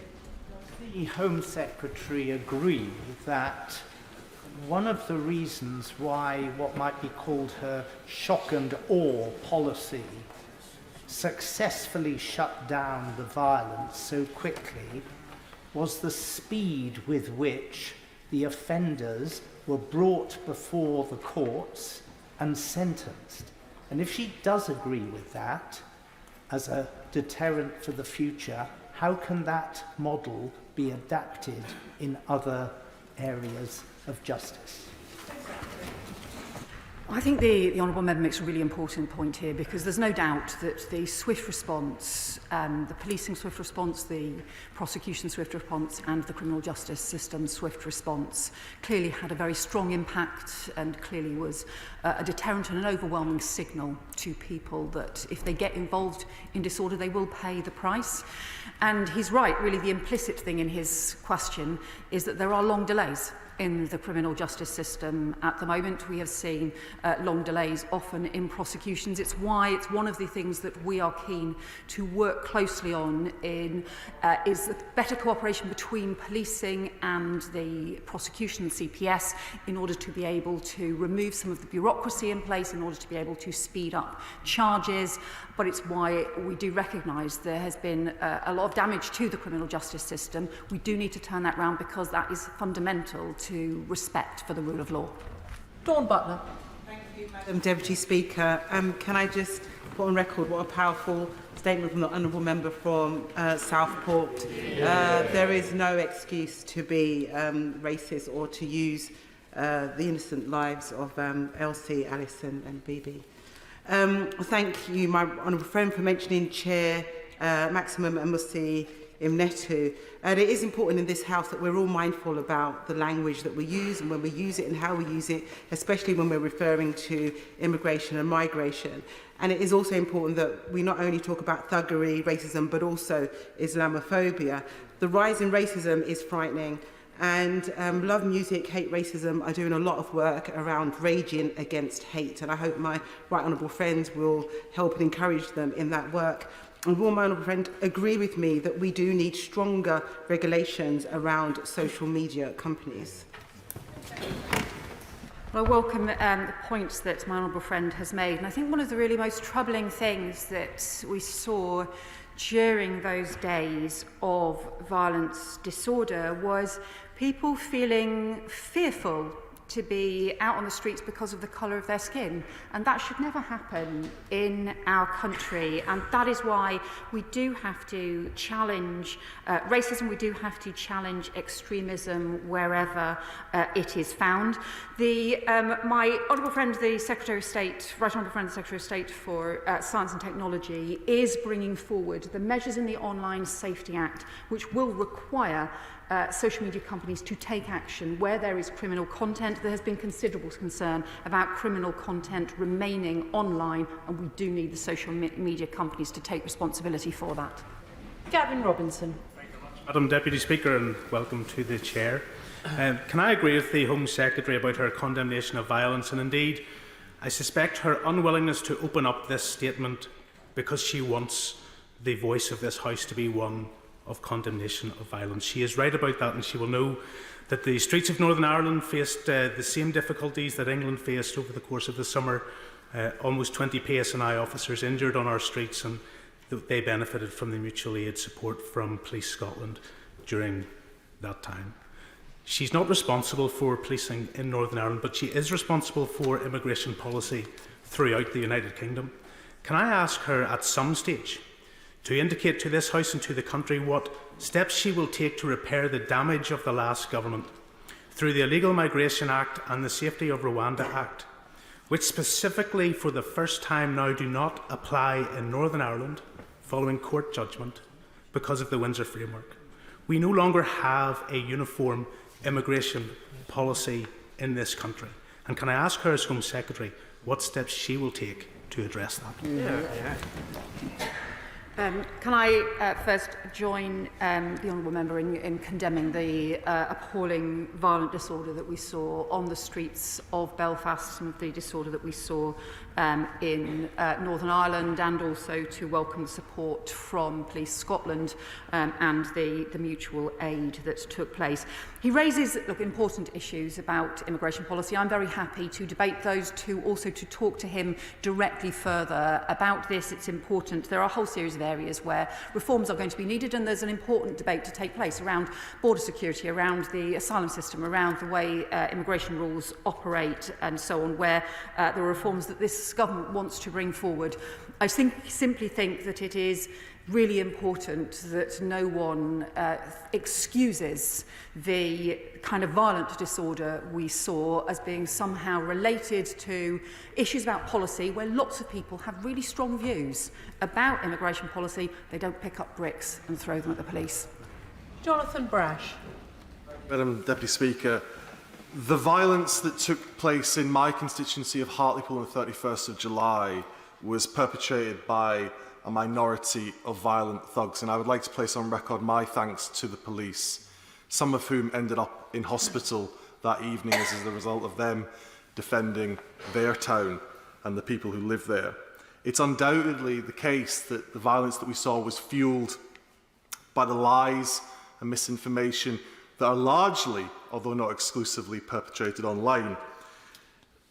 What can you do, Home Secretary, to challenge and prevent the spread of this misinformation and to clear the way to allow us to have the debate, the wider debate about asylum and immigration that decent, hard-working people want to have, free from these lies? Well, my honourable friend is right that there has been continual misinformation and often deliberate misinformation as well.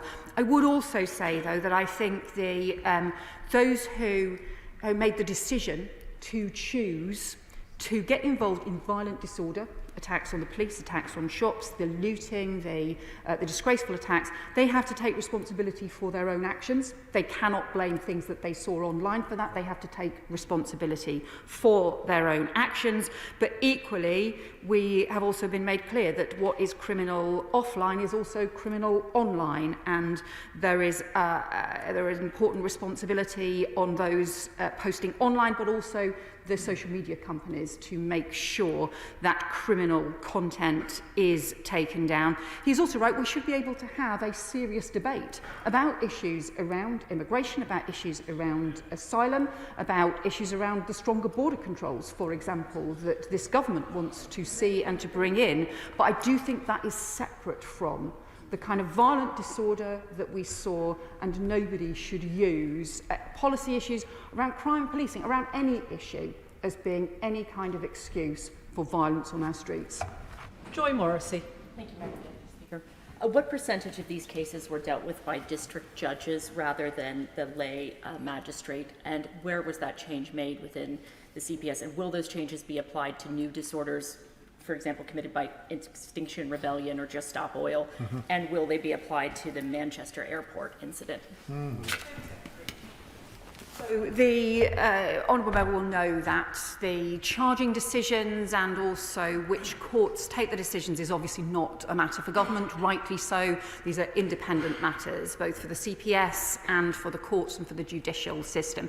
I'm happy to write to her with detailed information about the numbers of cases that have been dealt with in the different courts, as I don't have that information to hand. Chris Webb.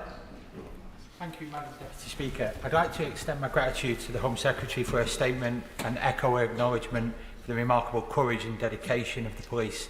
Last month, officers across the country and in my constituency of Blackpool South faced significant challenges as they bravely stood against a barrage of projectiles, working diligently to protect our local mosque, hotels and town centres from hateful extremists seeking to disrupt our communities. Lancashire Police were outstanding. They stood tall and resolute in the face of adversity, just like I'd seen countless times when I was serving as Deputy Police and Crime Commissioner. So will the Home Secretary join me in thanking all those police across our country, and especially in Lancashire, and acknowledge that we are fortunate to have such a dedicated, brave and professional group of officers who are at the front line battling crime and disorder?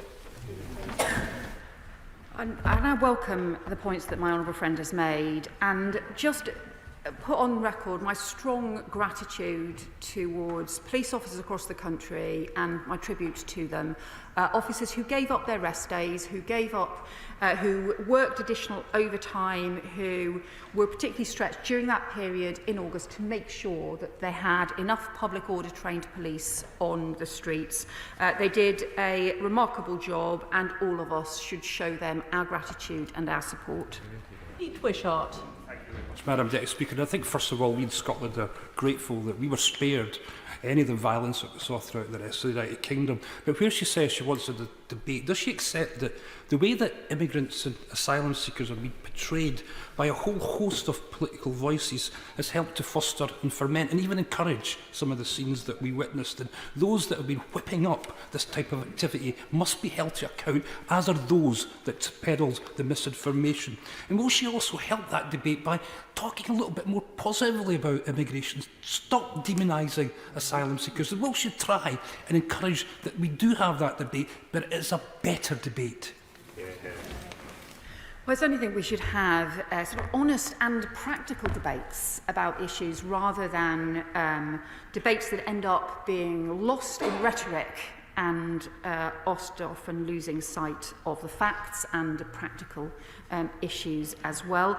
I do also think that some of what we saw was we have seen extremism as well as local criminals and thugs. Sometimes it was people who had a violent history of crime in the local area who also got involved in this. And so I think in terms of dealing with the disorder, we have to deal with all the different aspects and all the different origins of it as well.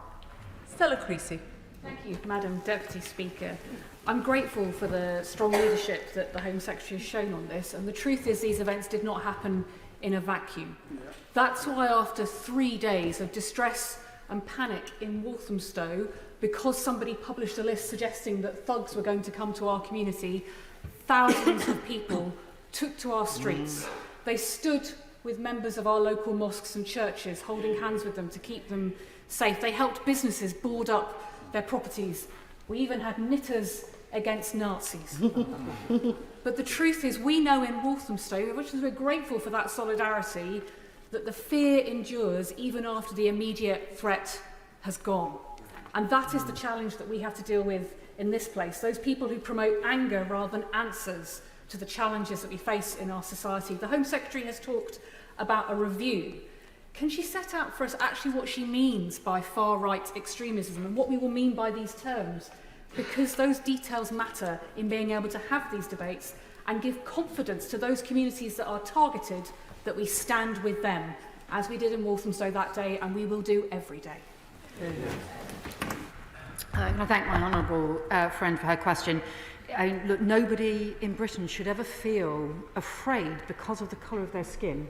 And that is the really troubling thing that we found people saying and feeling as a result of the violent disorder that we saw earlier in the summer.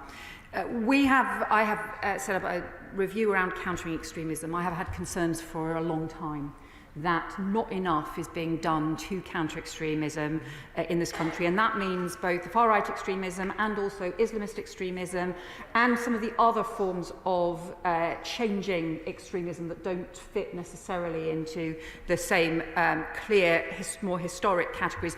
There's been a definition that the Home Office has used for a long time around extreme right-wing extremism and some of the issues online, but we also know there are changing patterns, particularly with online radicalisation that are taking place. And that's why I think this review is so important. The last countering extremism strategy was set out in 2015.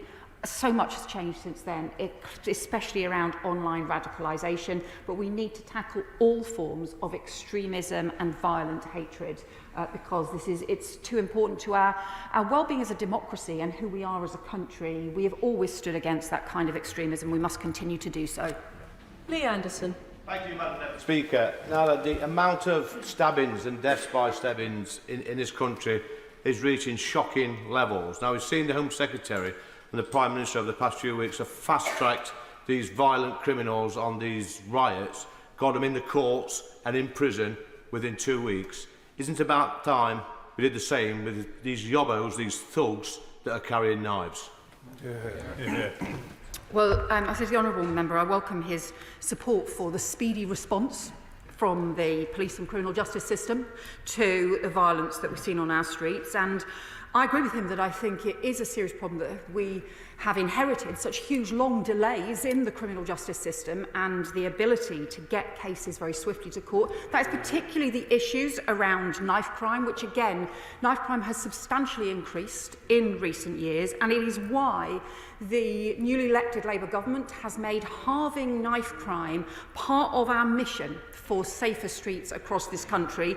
We want to see stronger action against young people who are caught and get drawn into knife crime. We want to see a stronger Young Futures prevention programme, and we want to see stronger action against the online companies who continue to make it far too easy to get hold of knives. We have to have stronger action across the board to speed up the processes and make sure that there are consequences for knife crime. Nadia Whittam. Madam Deputy Speaker, the appalling racist riots may be over for now, but the ideology behind them is a growing threat, both here and internationally. In Germany, for example, the far right has just won a state election for the first time since the Second World War. Does the Home Secretary agree with me that to prevent more people being won over by the far right, our government must deliver proper improvements in living standards to combat disillusionment and refuse to march to the beat of their drum on immigration and Islamophobia? I'll just respond to the points that the honourable member has made, honourable friend has made. Clearly, we want to see increasing living standards right across the board. That is immensely important. We also need to have a serious and sensible debate around a range of policies, including around crime, including around immigration and the issues that the Home Office is responsible for. I think, but the other issue that I would say is I think that the kinds of online radicalisation that we have seen, be that into both far-right extremism and also into Islamist extremism, we have to have much stronger action against to counter that online radicalisation. That's why we are setting up this new review around countering extremism. And we also have to make sure that people take responsibility for those who are committing the crimes, who are committing the disorder and violent crimes, have to take responsibility for that, because there is no excuse, be it around any policy issue or living standards or any issue, can never stand as an excuse for that kind of violence, the sorts of racist attacks and the kind of disorder that we saw. Sian Berry. Madam Deputy Speaker, the ugly racist mob violence we saw in our towns and cities this summer was incited and organised by far-right groups, often using electronic platforms including Telegram and X. For example, on Telegram, we know that groups have distributed instructions for making petrol bombs, and locations of hotels housing migrants and offices of immigration lawyers were also shared. We also know that Elon Musk, the proprietor of X, has greatly amplified some accounts that promote racist violence in our cities, while failing to take action to remove others. As part of her response, will the Home Secretary therefore be looking at options for prosecuting those who own platforms that may have enabled or committed crimes under Section 2 of the Terrorism Act 2006? Well, the honourable member will be aware that the Online Safety Act has been long delayed, but it does still need to be fully implemented. And one of the issues around the Online Safety Act includes the responsibility on the social media companies to remove illegal content. And many of the things that she was raising are illegal content that is still available online, and it is shocking and irresponsible that some of that material is still available online. That is why we need the speedy implementation of the Online Safety Act, and particularly starting with those measures around the criminal content and the requirements to remove it. But I think there's actually a much broader responsibility on these social media companies as well, for some of they're ignoring their own terms and conditions, ignoring their responsibility towards communities and towards public safety, and they need to take that more seriously too. Can I encourage members to have short questions, and the Home Secretary please to make answers shorter, as I'd like to get everyone in. Joe White. Thank you, Madam Deputy Speaker. I'm grateful to the Home Secretary for her statement. She's made the point, and I agree with her, that it is perfectly possible to have a debate in our country about immigration and many other issues without resorting to looting shops, attacking minority groups and throwing bricks at police. In my constituency, I regularly have conversations with local people who feel that net migration is too high, who worry about the cost of asylum hotels and about the number of people entering our country illegally. And in electing me, they have an MP who's prepared to raise these issues in Parliament and work with the government to address them. Would the Home Secretary agree with me that this is how this democratic country should operate like ours, rather than a bunch of hooligans using it as an excuse to smash up shops, burn cars and attack the police? My honourable friend is exactly right.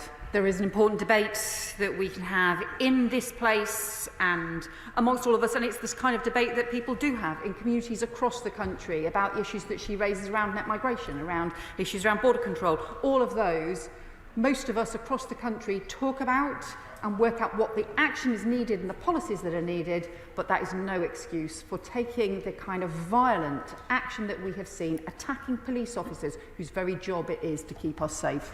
Gregory Campbell.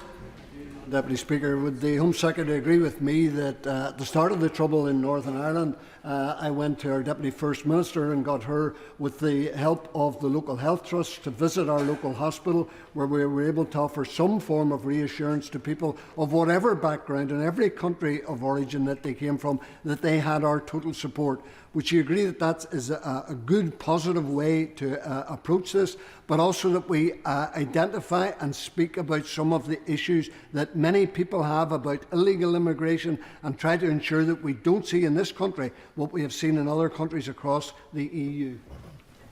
Well, the honourable member is right that the thing that we have always done in this country is people have come together, people have worked together, people work together on issues, on tackling problems, on debating issues. The people who were responsible for this kind of violence and these attacks, including on our police officers, do not speak for the United Kingdom. They really don't. They don't speak for any part of the UK, and we should never let them do so. Absana Begum. Deputy Speaker, for too long, Muslims have been scapegoated for the failings of the political and economic system by the same type of politics which led to the hostile environment for migrants. Could the Home Secretary outline what steps she will take to ensure that any measures that arise from the rapid review of extremism do not perpetuate or extend harm to the very communities, Muslims and migrants, who have been the primary target of the far right's violence?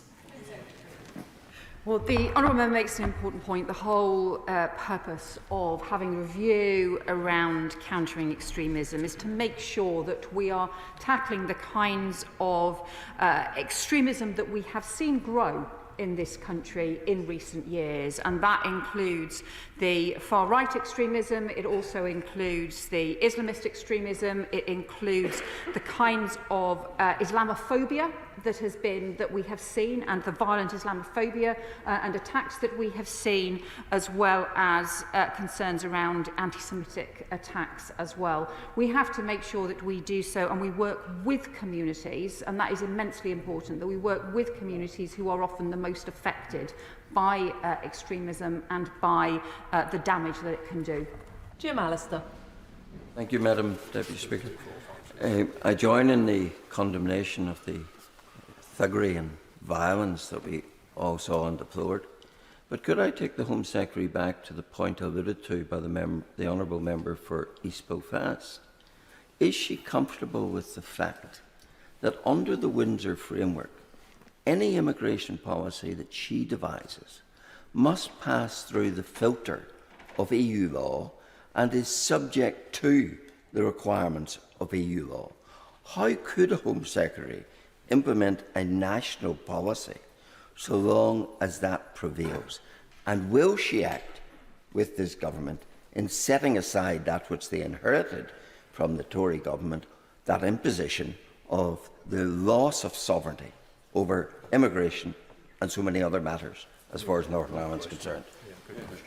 Well, I would say to the honourable members, there will be many opportunities in this House to talk about the details of immigration policy, and I will certainly do that and to discuss those issues further with him, be it around the border security, be it around wider issues on immigration policy. Very happy to do so.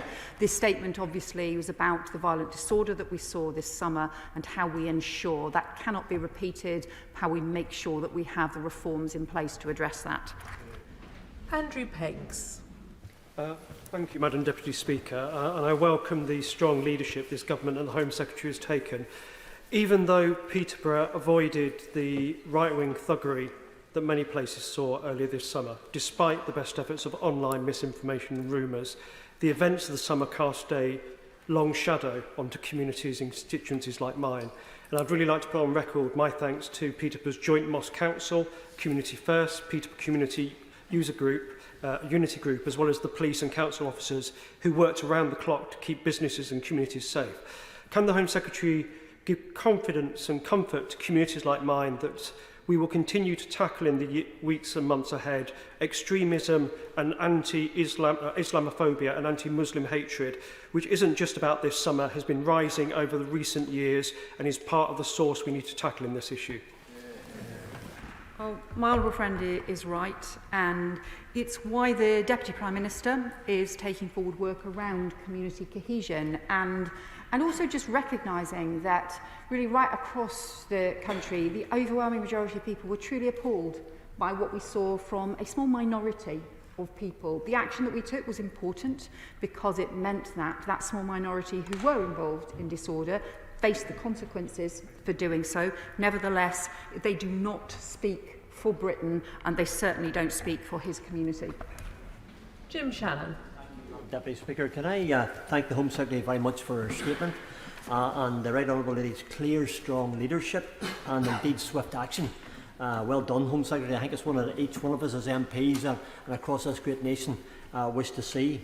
In Northern Ireland, we have remained untouched with the unrest that has been seen on the mainland, but in Newton Ards in particular, if I can just say this, sometimes, Madam Deputy Speaker, it's easy to focus upon the negatives, but the positives are there as well, where people come together as one, all the religions, all the political persuasions come to one, and they stand together against what happens. I think they have to take some encouragement for that. But in regard to community tensions, in my estimation, what is essential is that every everyday person who has legitimate concerns with illegal immigration are not drawn into situations which become less about the right to display disapproval and protest, but more about violence. Home Secretary, how will government seek to ensure that those with legitimate concerns are heard, and that those whose intent is simply to disrupt and destroy are dealt with very appropriately? Thank you.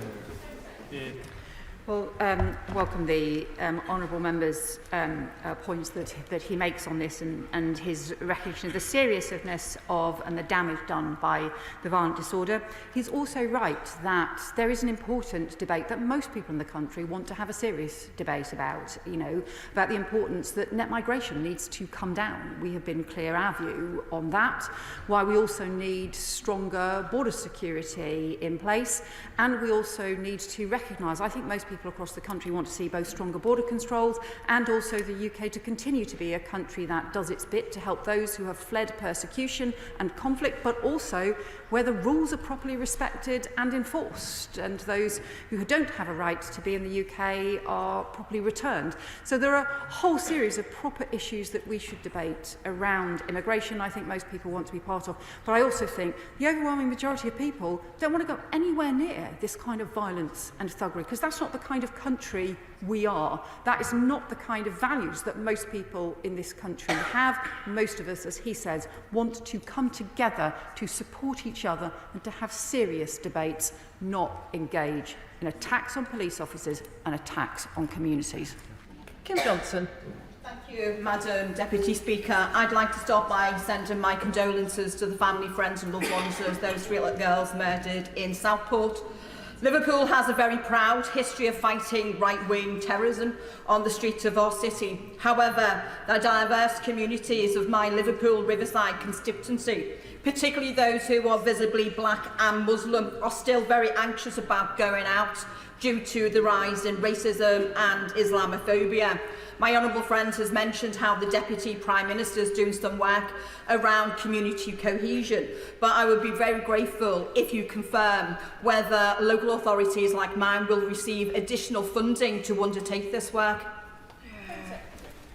Well, the Deputy Prime Minister will be working with local councils across the country around what we need to do to improve cohesion. The Deputy Prime Minister and I have discussed this, the importance of these issues many times, and having the work alongside each other, where the Home Office will lead the work around countering extremism, and the Deputy Prime Minister's Office, the MCHLG, leads the work around strengthening community cohesion with local councils, because my honourable friend is exactly right. You cannot have a situation where people feel afraid or at risk on the streets of this country because of the colour of the skin or because of their religion as well. And that's why it's so important that we have the 2 programmes of work in parallel around cohesion and around extremism.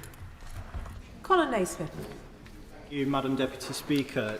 Does the Home Secretary agree with me that those who suggest that we have some form of two-tier policing in this country only serve to undermine our brave frontline police officers who put themselves at risk every single day to maintain order, and that anybody who does so does it not in our country's name or traditions? Well, my honourable friend makes an important point here, because police officers in this country take an oath when they become officers to operate without fear or favour, and they work immensely hard to uphold that, and they do so right across the country. We rightly have operational independence for policing as well. And we have seen these claims used by those who somehow want to legitimise attacks on the police, the very police who are working so hard to keep us safe. It is wrong to do so. We should be supporting the police. We should be working with the police to raise standards across policing and working with the police to make sure that they can continue to do their work to keep our communities safe. Jake Richardson. Madam Deputy Speaker, the scenes outside a hotel in Wath over the summer took place just a few miles away from my constituency. A group of rioters attended a hotel, set it on fire, knowing full well there were innocent people inside, including a constituent of mine who was being housed there with her children by the local authority under their statutory responsibilities as she had recently been made homeless. Local police officers worked 20-hour shifts to keep her safe. And the next day after the riots, local people attended to clear up the rubble. And in the weeks after, community groups like the Dinnington Boxing Community Group organised events to show unity and solidarity in the face of violence. Does the Home Secretary agree with me that that is the true spirit of South Yorkshire, and not the act of those mindless thugs who attacked the hotel in Wath? Well, my honourable friend makes a really important point and speaks very powerfully for his constituency. I'm so sorry that his constituent was affected in this way by the violence. And he is right to talk about the true spirit of South Yorkshire and communities that come together right across our coalfield communities. There is a spirit of solidarity of people coming together, and really strong communities who pull together and who will not stand for this sort of violence or thuggery. Lewis Atkinson. Thank you, Madam Deputy Speaker. My constituents in Sunderland Central were appalled by the criminal disorder we saw on our streets at the start of August, and which are in no way representative of our city. The contrast between thugs who prefer destruction with the decent law-abiding majority was clearly shown by the response of our community.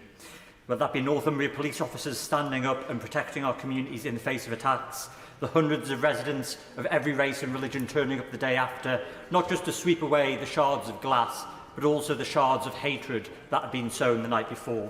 Or whether that be the Sunderland CAB, who refused to let the arson attack stop them providing services.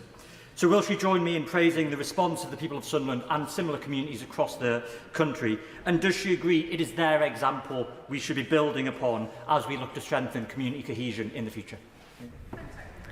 My honourable friend is exactly right, and he speaks strongly for the people of Sunderland who came together, the volunteers who made sure the Citizens' Advice could still keep working and could provide support for local people who were vulnerable and who needed advice and help. They made sure that that would continue.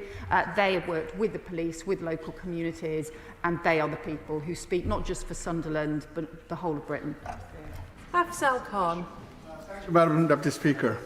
I thank the Home Secretary for her statement today and for the swift action during the violent disorder to provide a reassurance to mosques and the Muslim communities that this blatant Islamophobia will not be tolerated. The Home Secretary announced rapid access to the Protective Security for Mosques funding scheme, which was welcomed by mosques across the UK to help them to provide additional security when needed.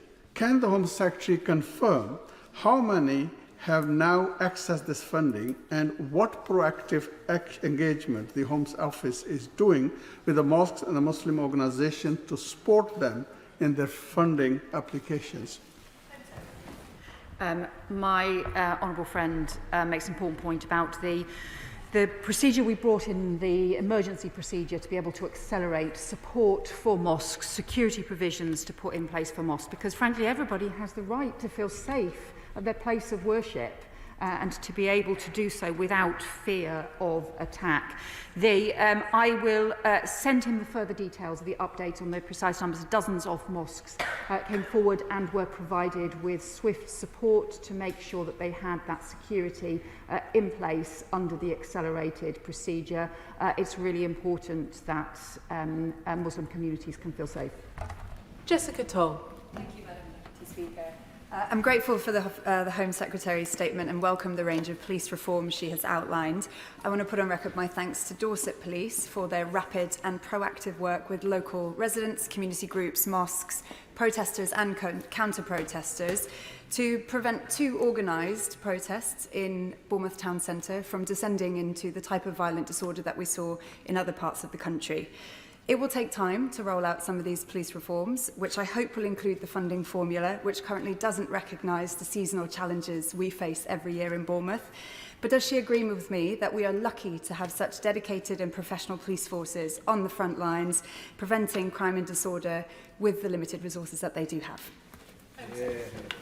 My honourable friend makes a point really about the tradition of British policing, which I think is one we should feel proud of in this country. It stretches back to Peel, that the police do operate without fear and favour, but that they are operationally independent, and that the tradition is that the police are the public are the police. We have a tradition of policing by consent.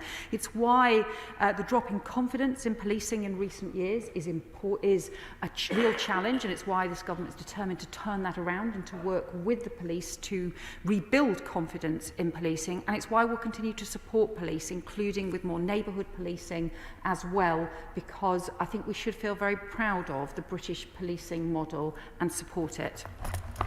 Andy MacDonald. Thank you, Madam Deputy Speaker. I'd like to thank the Home Secretary for her statement. She'll be aware that the riots which sought to exploit the Southport killings for a racist and Islamophobic agenda included one in Middlesbrough which saw homes, businesses and vehicles damaged in a predominantly Asian and Muslim area, where thugs created roadblocks that only allow white British drivers to pass. This racist violence caused real fear, resulting in the postponement of the Middlesbrough Mailer, the premier celebration of multiculturalism in the North East. But now the community, which so magnificently cleaned up the mess, refuses to be cowed, so the Mailer has a new date and will go ahead this coming weekend. So will the Home Secretary join me in welcoming the restoration of the Middlesbrough Mailer and all Mailer events held across the country as important demonstrations of our working class communities enjoying and celebrating our diversity?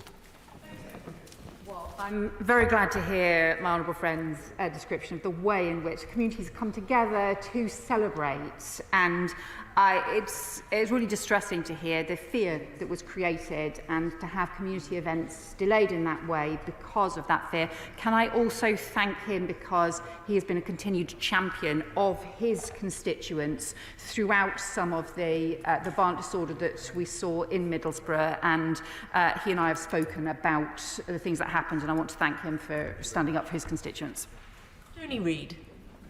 Madam Deputy Speaker, there's been much discussion about the role that social media played in fueling the violent disorder that we've seen on our streets, and many of the extremists were swiftly arrested and charged. Does my right honourable friend agree with me that those who spread pernicious and poisonous online lies should also share the responsibility for the disorder that we have seen? And does the Home Secretary agree with me that online thugs who deliberately stir up hatred and division should have been similarly punished? If not, what does the Home Secretary think can be done about this increasingly wicked online behaviour? Well, my honourable friend is right. We've seen deliberate attempts to radicalise people or to promote extremism online, including on social media companies. We've seen content that is illegal not taken down. And we've also had, obviously, look, the incitement and encouraging serious violence and racial hatred has been a criminal offence offline in this country for very many years. But what is criminal offline is also criminal online, and people need to take responsibility for the crimes that they commit, and it's why that we have taken this so seriously and why we're so clear the Online Safety Act needs to be implemented to make sure that the social media companies take some responsibility for criminal content online. Andrew Lewin. Thank you, Madam Deputy Speaker. Last month, Elon Musk fanned the flames of violent disorder. He personally amplified extremist accounts and even shamefully said that he believed our country was heading for civil war. 10 months previously, the leader of the Conservative Party invited Elon Musk to Downing Street, and in a stunt they even superimposed his new logo onto the front of Downing Street. Does my right honourable friend, the Home Secretary, agree with me that there was a major error of judgment by the party opposite, and that Elon Musk has no interest in our democracy, only himself? Well, I think there's an important point here, which is that the social media companies and their owners need to take some responsibility for the sort of criminal content that appears on their platforms, but also in the way that they operate, the way that their algorithms operate, the way that they can be used and manipulated by extremists as well. As for misjudgments by the party opposite, I think there are too many to list now. And I thank the Home Secretary for that statement, and we're now just going to allow a few moments so the front benches can swap over.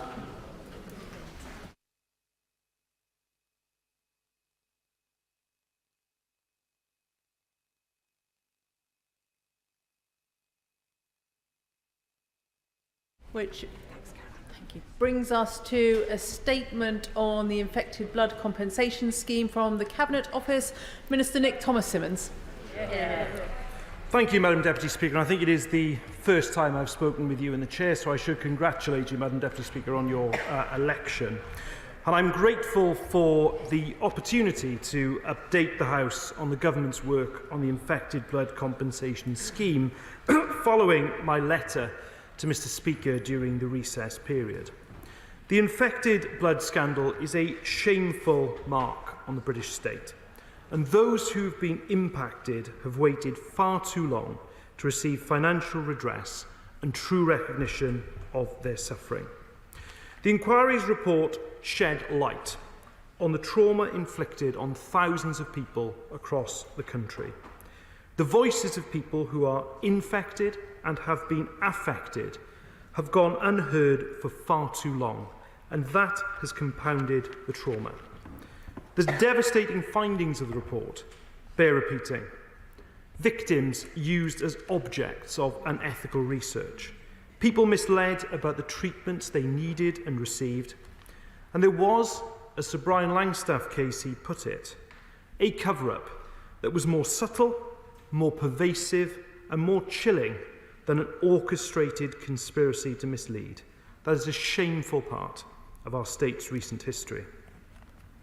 Now, on July the 26th, I updated this House on the engagement exercise being undertaken by Sir Robert Francis, KC, interim chair of the new Infected Blood Compensation Authority, with the infected blood community on the compensation proposals that had been published on the 21st of May.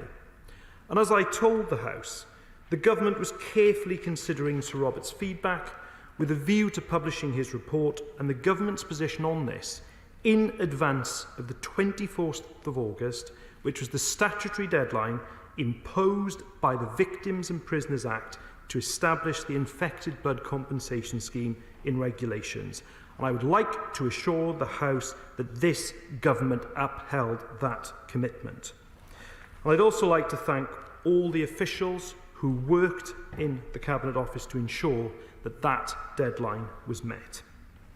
On the 16th of August, the Government published an update on the infected blood compensation scheme, Sir Robert Francis' report on his engagement exercise, and the Infected Blood Inquiry Response Expert Group's final report on gov.uk. I met, Madam Deputy Speaker, with some representatives of the community, health ministers from the devolved administrations, and made calls to parliamentarians on both sides of the House. so that prior to publication, they were informed of the government's progress. I've come to the House today to provide the government's update on the next steps, but I would like to acknowledge the work of Sir Robert Francis and of the expert group appointed by the Right Honourable Gentleman opposite at the start of the year for their valued contributions. It's the government's intention to deliver a comprehensive compensation scheme at the earliest possible opportunity to provide justice and closure to the infected blood community that has historically been neglected and mistreated.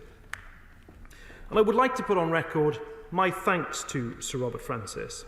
Through both his compensation framework study in 2022, which was taken into account in the inquiry, and his recent engagement exercise with key representatives of the community in June, he's contributed greatly to the development of the infected blood compensation scheme.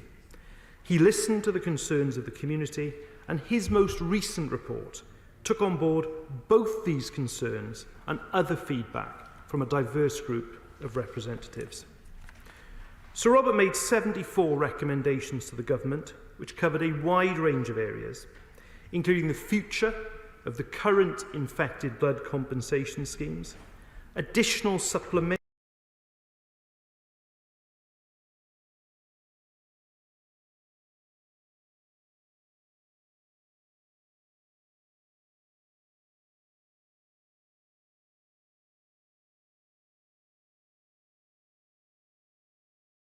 were accepted by the government, and for the 5 that the government are not accepting, it is because we believe that a different solution is more practical and better for the victims. The government heard the infected blood community's concerns about the 21st of May proposal to phase out the regular infected blood support scheme payments upon delivery of compensation payments. Now, I know this was causing great anxiety to those in receipt of and reliant upon these payments. The government has listened, and we have changed the compensation proposal accordingly. Regular support scheme payments for those registered before the 1st of April 2025 will continue for life as part of the compensation package. And support scheme payments are not the only thing to change. In the next set of regulations, we will enhance the total compensation package to introduce a supplementary additional autonomy award of £10,000 for those who are subject to unethical medical research as a specific acknowledgement of the impact on their personal freedom. This will be uplifted to £15,000 for those who as children were subjected to research at Trelawn's College, as recommended by Sir Robert Francis. But I want to make clear to the House that these payments will be on top of the comprehensive compensation package currently set out in the regulations that a person will receive. Another concern for the community from the 21st of May proposal was the social impact award for affected individuals. Again, following feedback, we are increasing this award for individuals who are assumed to have lived in the same household as an infected person for 2 years or more. The scheme has been designed in line with the principles of the inquiry, having regard for speed of provision, simplicity of process, accessibility, involvement, proactive support, fairness and efficiency. And we recognise that this means that the scheme will not cover every circumstance in the way an individual assessment would. So in order to ensure that every applicant is justly compensated, we've introduced a health impact supplementary route for additional compensation. Sir Robert produced a wide-ranging report following the engagement exercise, and some of his recommendations relate specifically to the delivery of the scheme. And whilst the design of the scheme and ensuring the legal framework to deliver it is in place via new regulations is for the government to deliver, we remain committed to doing that. Of course, it's the case that the Infected Blood Compensation Authority will be administering the scheme. We welcome these recommendations and are confident that the authority, of which Sir Robert is the interim chair, will work tirelessly to operationalise and implement the compensation scheme as soon as possible, so money can be passed to victims at the earliest opportunity.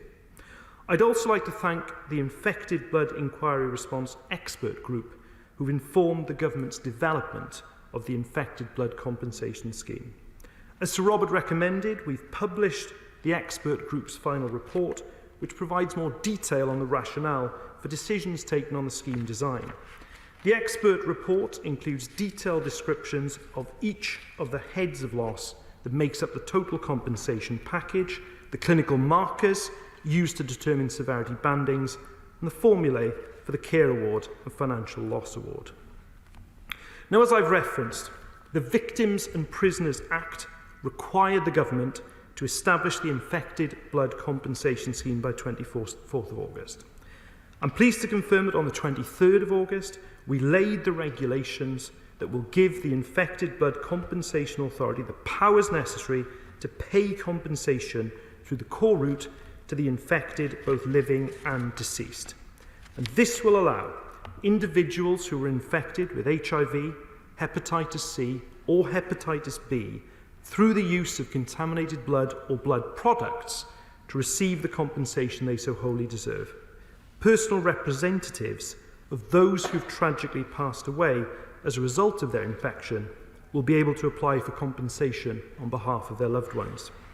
The government is clear that whilst laying regulations relating to infected individuals taking the core route is an essential step to deliver justice, the work is not finished. A second set of regulations will provide for other elements of the compensation scheme, including compensation to affected individuals and for claims under the supplementary route. We are committed to delivering this second set of regulations when parliamentary time allows to ensure that those applying under these routes can start receiving payments in 2025. And indeed, the government's plans on this second set of regulations is in the documents available on gov.uk. It's an important step to have the compensation scheme enshrined in law. But I know many people will want to know exactly when they can expect to receive their compensation. The Infected Blood Compensation Authority will deliver the compensation scheme, and I know the interim chief executive and his team are working hard to put the operational systems in place with the aim of beginning payments by the end of this year. This will involve user testing with members of the community who volunteered to help the Infected Blood Compensation Authority to ensure that it's designed to address the specific needs of applicants. Those who are registered with the Infected Blood Compensation Schemes will have their details shared with the Infected Blood Compensation Authority to deliver on the promise that the government will endeavour to make this process as user-friendly and free of distress as possible. Beneficiaries of the Infected Blood Compensation Schemes will be contacted in due course regarding the sharing of their data with the Infected Blood Compensation Authority. Madam Deputy Speaker, I'm grateful for the opportunity to update the House today on this important work. The victims of the infected blood scandal have waited far too long for justice, and I am encouraged that we are now beginning to deliver this long-awaited compensation. And I do undertake to continue to update the House as this work progresses, and I commend this statement to the House. Minister John Glenn. Thank you, Madam Deputy Speaker, and I thank the Paymaster General not only for his early sight of the statement today, but for his communication with me over the recess period, where he kindly updated me and gave me advance notice of his intention to make a statement to the House today. The Paymaster General rightly reminds the House of the gruesome nature of this part of our state's recent history with respect to infected blood scandal. He points to the fact that people were misled over treatments they needed and received, and all sides of the House will need to take ownership of the enormous delay in bringing justice to those who suffered so much over several decades. Now, I'm grateful for his update on the work that the previous government commissioned. After the Infected Blood Inquiry's final report was published on the 20th of May, we took swift action to establish the Infected Blood Compensation Authority on the 21st of May, where we also appointed Sir Robert Francis as interim chair of the authority and asked him to work with Sir Jonathan Montgomery as chair of the expert group to undertake an engagement exercise with the infected and affected communities. The Right Honourable gentleman kindly updated the House on the 26th of July, where he confirmed he was considering the outputs of that engagement exercise. And those conversations were always intended to be a critical step in ensuring that the government, whichever government, delivered a final scheme that brought justice to the deserving victims and was seen by them to be so. And I welcome the government's determination to continue listening to the concerns of the infected and affected communities. Could the Paymaster General confirm whether thought has been given as to how representatives of the infected and affected communities will be embedded in organisational structures of the Compensation Authority? In my 18 meetings across the UK during May, it was very clear that their levels of trust in any government would likely remain low. Therefore, determining exactly how their voices will be heard into the future is critical. Now, in essence, this statement acknowledges that the government have met their obligation under the statutory deadline imposed by the Victims and Prisoners Act to lay regulations to enable the scheme to be operationalised by the 24th of August. I warmly welcome this. This statement makes clear that the government will accept 69 of the 74 recommendations of Sir Robert's June engagement exercise and offers a better practical solution for the 5 it does not accept. And reading them, that seems sensible too. But as he will know, and I recognise the pressure that he will feel, what all victims want to hear from him is when all the regulations will be laid, when claims will be processed, and when the deserved payments will be transferred into victims' bank accounts. And this statement does not offer anything specific in this regard, and I would welcome any further details on the timetable for the laying of further regulations pertaining to the infected community's core route for compensation delivery. As the Right Honourable Gentleman knows, these are communities who have suffered the most, and the urgency of their need for the final balancing payment remains acute. Today's statement does not give them clarity on the timetable they can expect. Now, it was my understanding that the Infected Blood Compensation Authority was aiming to make final balancing payments on the core route by the end of 2024. I think he committed to that. It would be good if he actually reconfirmed that in his response. If I may, Madam Deputy Speaker, I'd like to move on now to the supplementary route outlined in the Right Honourable Gentleman's statement. This involves a commitment to provide a supplementary additional autonomy award of up to £15,000 to those subjected to unethical medical research. Further, a recommendation to increase the social impact award for affected individuals has also been accepted. We on this side of the House support these new developments, but I have a few questions about the implications for delivery. I would ask the Paymaster General to clarify the additional autonomy awards for unethical medical research, and especially for the nearly 100 haemophiliac children from Trelaws, who the government has now stated will be paid a higher £15,000 award. There have been reported comments from some in the Trelaws community who appear unhappy with these relatively modest supplementary amounts. I think it would be helpful if he reiterated and explained how unethical research can be both quantified, graded and added to the heads of loss that already took account of loss of autonomy and social impact. Further, it continues to trouble me that those who determined this research should take place in the first place appear unaccountable for those decisions. I recognise that's not his personal responsibility, but I do think we need to keep this in focus with respect to the broader response to Brian Langstaff's report. May I also ask when the estates of the infected who have died will be paid out?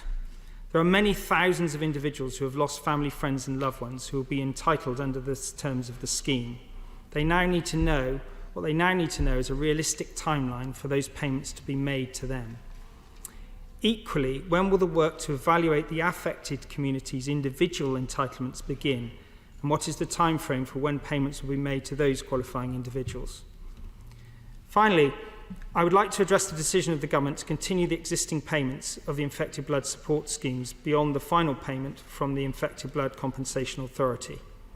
There is now surely a risk of administrative complexity whereby victims continue to interact with existing support schemes and the newly enabled authority.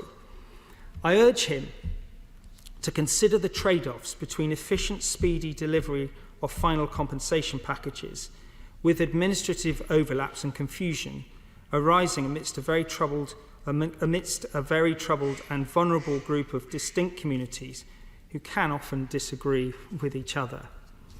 But can I conclude finally by thanking the Right Honourable Gentleman sincerely for his openness and clarity on what he's intending to do, but urge him to bring more specificity and timelines for different communities to this House as quickly as he is able.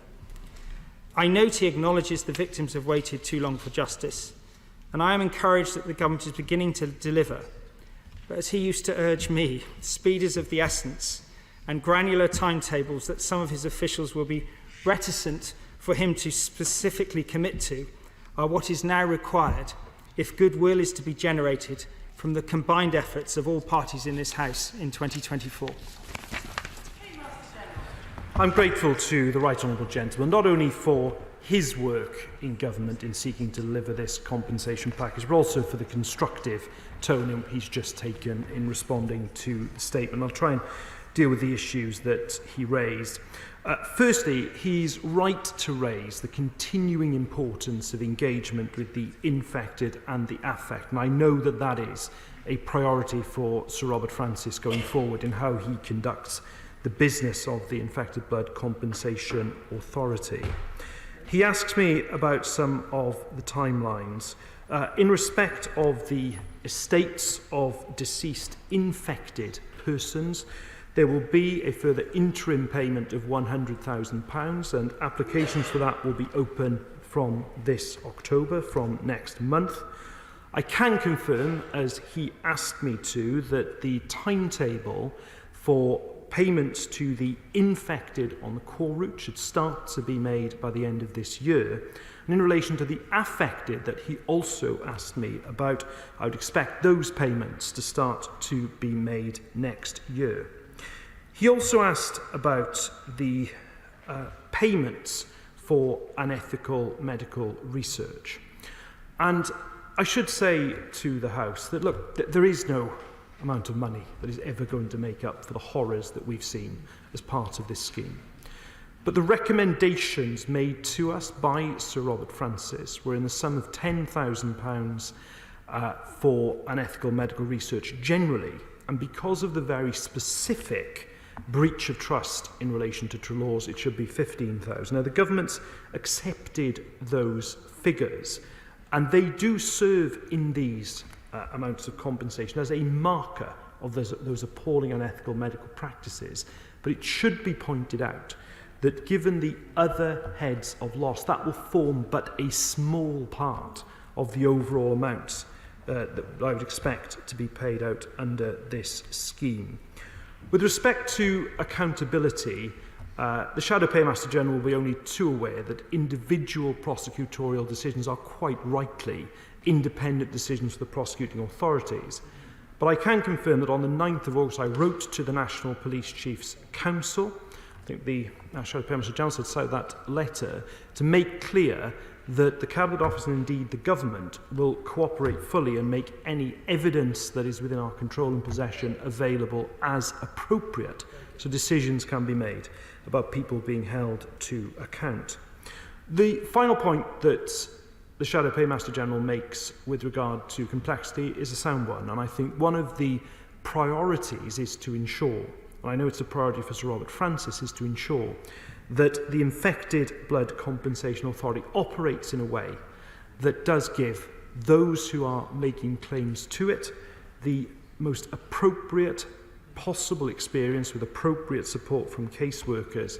I think it's absolutely essential that it does that going forward.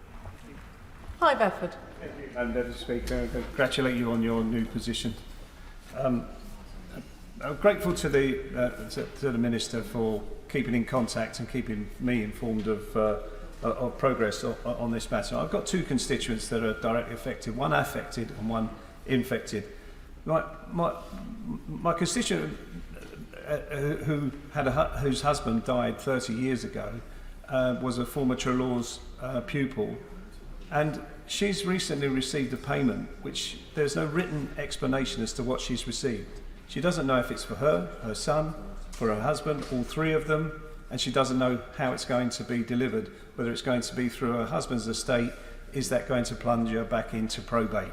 So there are still issues there that some of the affected people are experiencing. And for my other constituent is a former Trelawn's pupil, and he is upset about the £15,000 payment and doesn't think it's anywhere near enough. And I think what this shows is those people who've been campaigning for 40 years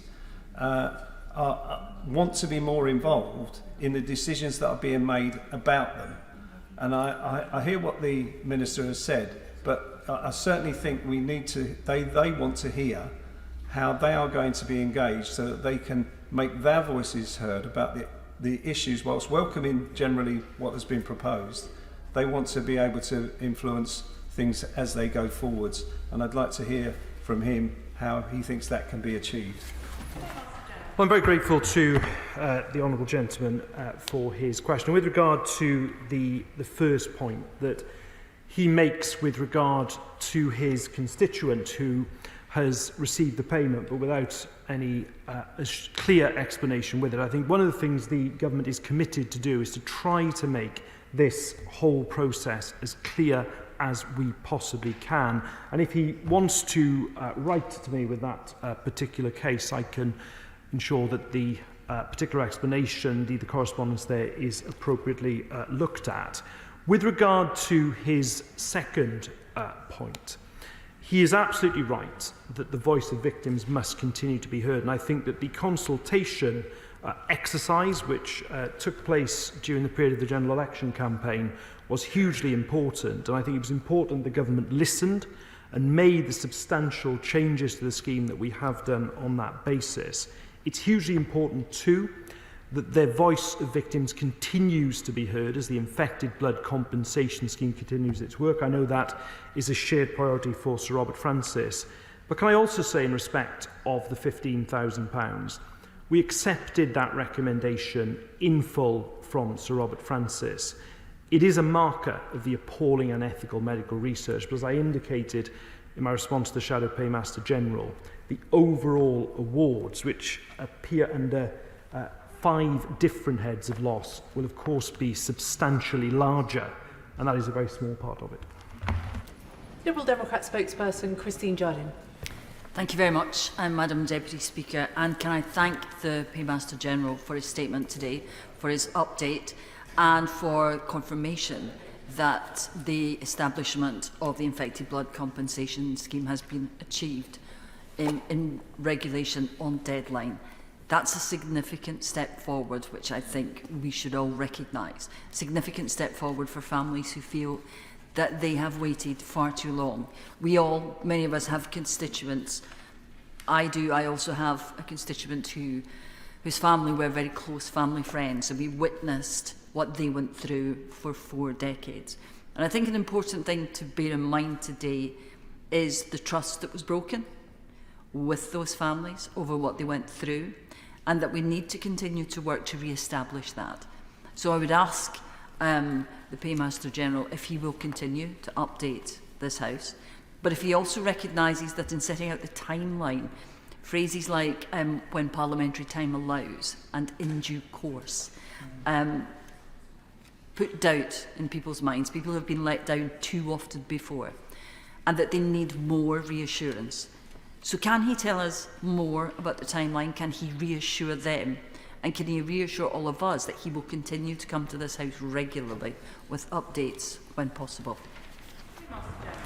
Yeah, I'm very grateful to the Honourable Lady again for the constructive tone of that contribution and her recognition of the importance of meeting that deadline, which I think was hugely important too. She's entirely right to raise the issue of trust, and I'm very conscious of that in all the work that I carry out in this area. She's also, I think, entirely correct. The Honourable Member is entirely right to raise the issue of timetabling, because it's hugely important to the victims. And I think that the 3 things I would say is, firstly, that there will be, to the estates of deceased infected people, the opening in next month, in October, for interim payments of £100,000. The final payments to infected people who go down the core route of this scheme will start by the end of the year, and payments to affected people will start next year. And the timetabling of appropriate regulations is done with that timetable in mind to ensure that we're getting those payments to people as quickly as possible. Patricia Ferguson. Thank you, Madam Deputy Speaker, and I thank my right honourable friend for his statement. But can he outline the categories of loss that victims can claim against the scheme, and how will this inform the size of the compensation award that they can claim? I'm grateful to my honourable friend, and the report indeed sets out the 5 different areas of loss, from the injury to the social impact. It's called the autonomy award, but the real meaning, the effect on people's freedom and effect on their family life, but also care that people have received and financial loss as well. Those are the 5 major heads of loss under this scheme, and it's really, really important to reflect the really different ways in which people were affected. It's also important that to accept, as Sir Brian Langstaff set out, that a tariff-based scheme is crucial as well, and that is done too to try to make this process as simple as the government possibly can, but also to ensure that people do receive the justice they deserve. Sir Julian Lewis. The infected blood scandal is the health service equivalent of the Post Office Horizon disaster, with the added torture that it has gone on much longer.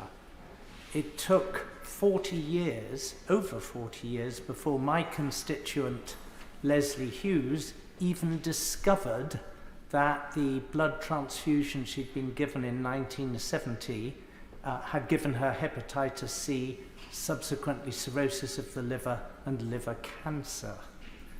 So, although the end now appears in sight, I first raised her case in 2015.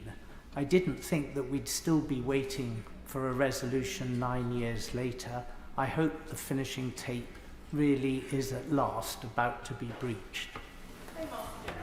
I think the thoughts of the whole House would be with his constituent, and I know from my own service in this House in previous parliaments that the right honourable gentleman has raised this issue on a number of occasions before. And I would say to him, and indeed to this House, look, there is no dispute that decades have passed when people should have achieved justice and they didn't. We had this scandal of infected blood and infected blood products in the 1970s, 1980s, but it was compounded by the failure since to recognise what had gone wrong and to try to make recompense for it. There is no doubt about that. The undertaking I give him is that the government will push this forward as quickly as we possibly can. I hope finally we will get to where he says, which is the position where actually the compensation has finally been paid to those who so richly deserve it. Lee Pitcher. Thank you, Madam Deputy Speaker. Can I ask my right honourable friend, please, what progress is being made in establishing the Infected Blood Compensation Authority? Well, I'm grateful to my honourable friend for that question. And now that the regulations have been laid as I indicated, it is now operationalised. And I know that Sir Robert Francis will be moving as swiftly now as he can to be in a position to deliver that final compensation to the infected down the core route and start those payments by the end of the year. Liz Saville-Roberts. Thank you very much. And I thank the Paymaster General for his statement today, which is testament to the long-fought campaign for victims, including my constituents Judith Thomas and Ruth Jenkins, whose husband and brother, Christopher Thomas, died in 1990. Now, the UK Government has announced that the Infected Blood Compensation Authority will work closely with the devolved administrations to deliver payments in Wales, and the statement today outlines meetings with the devolved health ministers. In May, the Welsh Senedd heard that the UK Government will be bearing the cost of this scheme in full. Will he therefore today reaffirm that commitment and also assure victims in Wales that they will not face any delays in compensation? Yes, I'm grateful to the Honourable Lady for raising this, and just to reassure her that in advance of the action that I took in the summer, I spoke to the health ministers of the three devolved administrations in Wales, Scotland and indeed in Northern Ireland. I am very committed to working with the devolved administrations. I repeat the commitment that this will be funded by the UK government. I'm also very happy to commit as well that whether you are in England, Scotland, Wales or Northern Ireland, there will not be undue delays. Tracy Gilbert. Thank you, Madam Deputy Speaker. For constituents like Justin, Gordon Smith and Edinburgh North and Leith, which my honourable friend already be aware about, the resolution to this scandal can only be achieved when the governments work together, and I appreciate those reassurances. Can I ask my right honourable friend what action him and his colleagues have been taken to drive forward the results within the Scottish Government? Yes, I'm very grateful to my honourable friend, and I entirely agree on the importance of the governments across the United Kingdom working together on this. And as I indicated in respect of the last answer to the Honourable Lady, it's a commitment that I very much repeat, and that is exactly the approach that I've taken in doing this work over the summer. I did speak to the Health Minister of the Scottish Government, but the Health Ministers in Wales and Northern Ireland in advance of taking this action as well. Sammy Wilson. Thank you, Madam Deputy Speaker. First of all, can I welcome the fact that the Minister has come to the House so quickly to give assurances he has given today. Though I do have to say that when I read through the statement and see quite frequently there's the phrase at the earliest opportunity and if the parliamentary timetable allows, those who are suspicious will still be suspicious that this is going to be dragged out. Could I ask just two questions on the details? He has indicated that those who are in regular payments will be able to keep the regular payments if they so desire. But will that be on top of the compensation package, or will the compensation package be adjusted to allow for that and to take that into consideration? And secondly, for those who go down the health impact supplementary route for additional compensation, will that delay the payment, the compensation payment which they're entitled to, or will the comprehensive package be available to them and then this is added on after the additional information has been given?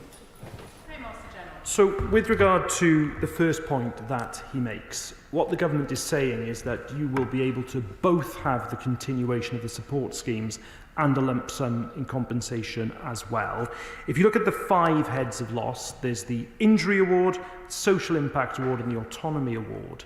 There are then 2 other heads, which are the Care Award and the Financial Losses. Now, the continuation of the support schemes is only taken into account against part of 2 of those, which is the future care element and the future earnings element. So it is only taken into account with regard to those future heads of loss. The others stand alone, and that's one of the big changes the government's made to the scheme to allow these support schemes to continue. With regard to the health impact supplementary route, the regulations have set up the core route. That health impact special route has been set up because there will be particular circumstances where the health impact and condition isn't quite captured by the core tariffs that are in place under this scheme. So that's been put in place to make, if you like, the package more individualised. And again, I undertake to the House that will be done as swiftly as possible. Holly Billington. Thank you, Madam Speaker. My right honourable friend will appreciate that injustice is often compounded by a brutal, faceless and unnecessarily complicated bureaucracy, ostensibly established to right the wrongs. It quite often fails to do that. That's certainly the experience that I have heard from my constituents affected by this scandal. So what support will be available to victims of this huge injustice in getting their compensation, and will the Infected Blood Compensation Authority have dedicated caseworkers to help people navigate the process? Yes, my old friend raises some valid points on behalf of her constituents, and yes, the Infected Blood Compensation Authority will have dedicated, trained caseworkers available, and their purpose is to make this process distress-free, to make the process as accessible as possible. I think that is hugely important for the work of the scheme. Richard Holden. Thank you very much indeed, Madam Deputy Speaker. I welcome broadly what the Paymaster General has outlined today. Just got a couple of points to make really. One is around those children and adults who are infected. That £10,000 and £15,000 does seem like a relatively small sum compared to that overall package, particularly given what they were subjected to. But secondly, and more broadly, the Minister's outlined the start dates of the process. Is there an end date that he can point to so we know when all of these financial compensation will be delivered to the victims of the infected blood scandal? Well, with regard to the first point, the government has accepted the figures suggested by Sir Robert Francis in full. And I do re-emphasise again, because it is so important, these awards are a small part of the overall awards. And I would say to the honourable gentleman, as I'm sure you will, to look at the tariffs that are in place on the core route to see the kind of amounts of money that will be paid out. And whilst I'm not suggesting for a moment they can make up for what has happened, it does give a sense of how much 10 or 15,000 is in the totality of the award. He asks a bit more about completion. Clearly, it is for the Infected Blood Compensation Authority to work as speedily as it can, but I would expect it, as I've said, with regards to payments to start the infected core route final payments by the end of the year, and to start payments to the affected next year. Kirsty Blackman. Very much. Can the Minister reassure us that going forward that people who are representatives of those infected or affected in Scotland will be listened to, as well as representatives of the government, which is welcome in that regard? Also that all payments can be excluded as far as possible for income for benefits eligibility.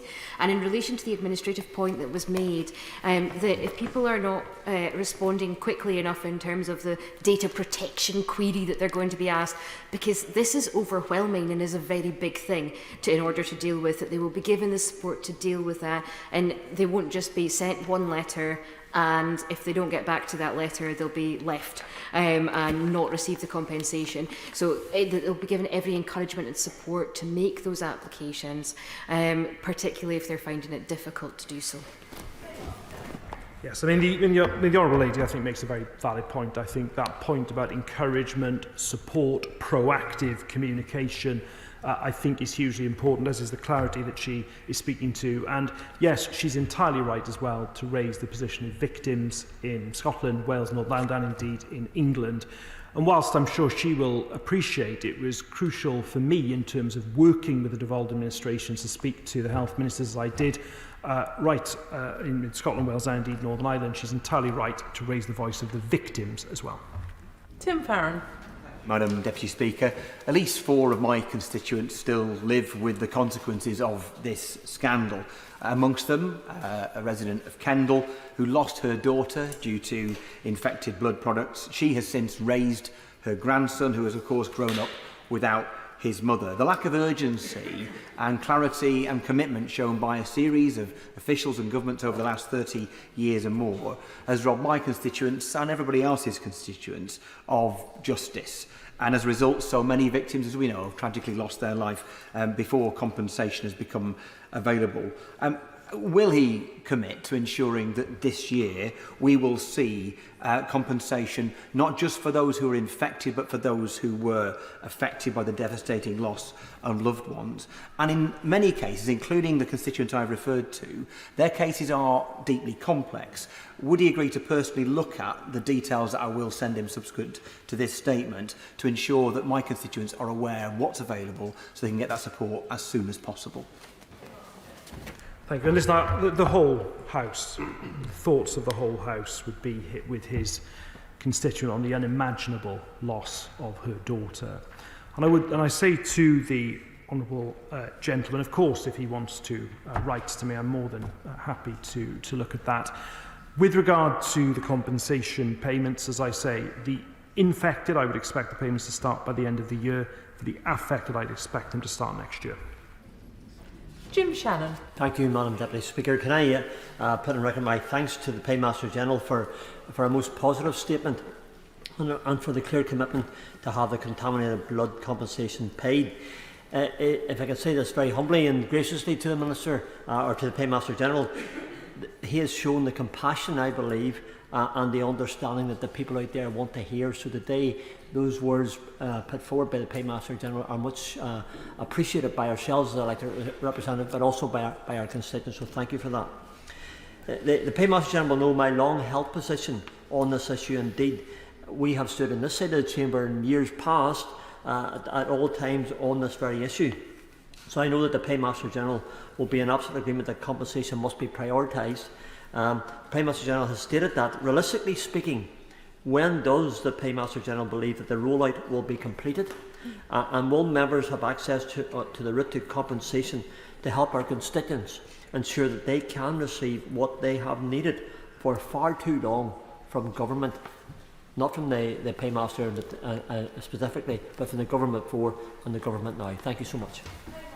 I'm very grateful to the Honourable Gentleman for his kind remarks and, as ever, his constructive tone. And I think the point that he raises about how, as we go forward, members of Parliament are able to continue to raise concerns for their constituents once the Infected Blood Compensation Authority is fully up and running is very, very important.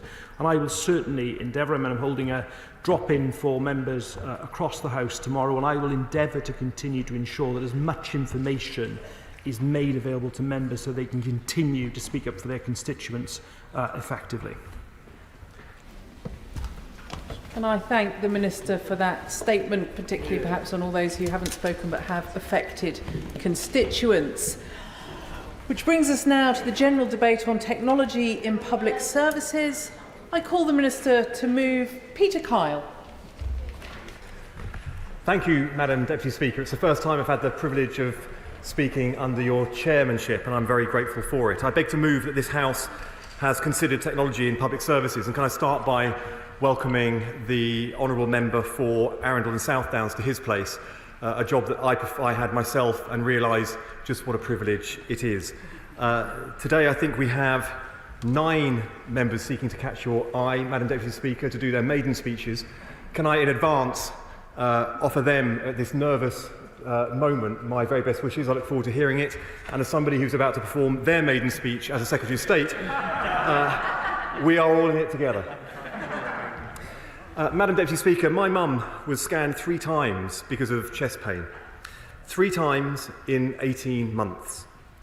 Each time the scan came back clear. Not one of them detected the disease, lung cancer, that without warning would take her away from my family. Today, it takes an AI-powered scanner in Huddersfield Hospital just 7 seconds to detect the earliest signs of lung cancer. 7 seconds is all it takes to give somebody back decades with the people that they love. I firmly believe that, had my mother received that kind of care, she would still be alive today and would have celebrated her 80th birthday just this weekend gone. It is that belief in the power of technology to change our lives for the better that will guide this government's approach. It is all too easy to think of technology such as AI as being impersonal, alienating or distant. But the first thing I think about is people. About the teachers in our schools who will deliver a personalised lesson to every pupil and help them fulfil their potential. About patients in our hospitals who can access life-saving drugs for diseases that until recently were untreatable. Technologies can change our everyday lives in ways that are both ordinary and extraordinary. Of course I'll give way on that point. I'm grateful to the Secretary of State. He's making a fine maiden speech from the start in front of the dispatch box. As a previous practicing doctor, one of the things that could really help is some of the AI that we see coming forward in terms of the back office side. Now, the previous government committed to a £3.4 billion NHS productivity plan. Is the government still committed towards taking that forward? Because that would have significant benefits for the staff and then patients following that investment. For his intervention, and I welcome him to his place too. This government takes extremely seriously the role that AI and digital technologies has in productivity in all public services, and I hope as he hears my speech unfold he'll hear more detail about the scale of our ambition to do so. But just take one of the schemes that we will be unfolding, the Fit for the Future programme, £480 million committed to in our manifesto, that will be responsible for driving innovation through the NHS and adoption of the very latest scanning equipment, but also other equipment right across the NHS in England. So these are just some of the things that we are committed to, and I can assure him that this is an agenda that this government is wholly committed to. But nothing about change is inevitable. The future of technology is ours to shape. The opportunities it offers are ours to seize. My ministerial team and I want to see a future where technology enriches the life of every single citizen, a future with safety at its foundation, because it is only when people are safe and feel safe that they can embrace the technology and the possibilities that it presents. Today, Britain's tech sector is showing us what that future might look like. But far too often, our public services are just simply stuck in the past. The contrast could not be clearer. Much of the century so far has been defined by the sheer speed of technological advancement. The digital revolution has transformed our lives in ways that would have been unimaginable just a couple of decades ago. Most of us can access our bank accounts anywhere at any time. Transferring money just takes seconds. Social media and video calls have given grandparents back precious time with their grandchildren, no matter how far away they may live. Young people live in a world where they can find thousands of jobs at the click of a mouse and work for a global brand without needing to leave the community they love living in. And yet, as innovation has accelerated, the state has fallen further behind. Our citizens still need to contend with up to 190 different accounts to access government services online. 190 accounts with 44 different sign-in methods, each one of them easy to lose or forget. It would be a pleasure to. Thank you. Thank you, Mr. Speaker. Oh, sorry, Madam Deputy Speaker. I do apologise. Related to that point is cybersecurity, and this is obviously a positive debate for us to be having. There are so many benefits for us all to have. I couldn't remember 191 passcodes, so I struggle to remember my own logging in Parliament every day. But we have to underpin everything that we're talking about in terms of technology with cybersecurity, of course. And in Cheltenham, we have a 4,900 member strong community in Cynam. They're speaking for our industry, and of course we have GCHQ as well, where thousands of people work every day. They don't ask for our thanks, but they deserve it in bucket loads. The Secretary of State may be aware, I sent him a letter recently to talk about the Golden Valley development in Cheltenham, which will include the National Cyber Innovation Centre, and I wonder whether he might like to find out more about that by sending members of his team or himself to have a chat with me about it. Thank you. I'm very grateful. I know, Madam Deputy Speaker, that the honourable gentleman, who I welcome to his place, did spend quite a bit of time on his intervention, but I realise in his constituency there is just simply so much to talk about. I pay tribute to the organisations he referenced, including GCHQ and SINAP. The work they do is often unthanked, but is absolutely essential to the security, well-being and economic welfare of our country. I certainly intend to visit as soon as I can, and it would be great to meet up with any of his representatives at any point in time. I'm sure my ministerial team would be willing to do so as well. Every one of those login, of course I'll give way to the honourable gentleman. First of all, thank the Minister for coming forward. Minister, one of the things that comes up all the time in my constituency is with those people who are elderly pensioners who have great difficulties with online commitment. They don't understand it, not because they're silly or anything, just because it's too technical for them.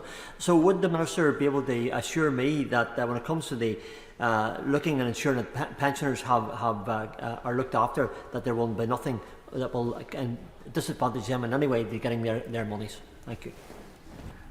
I'm grateful for his intervention, the first on me in this Parliament, and I doubt it will be the last.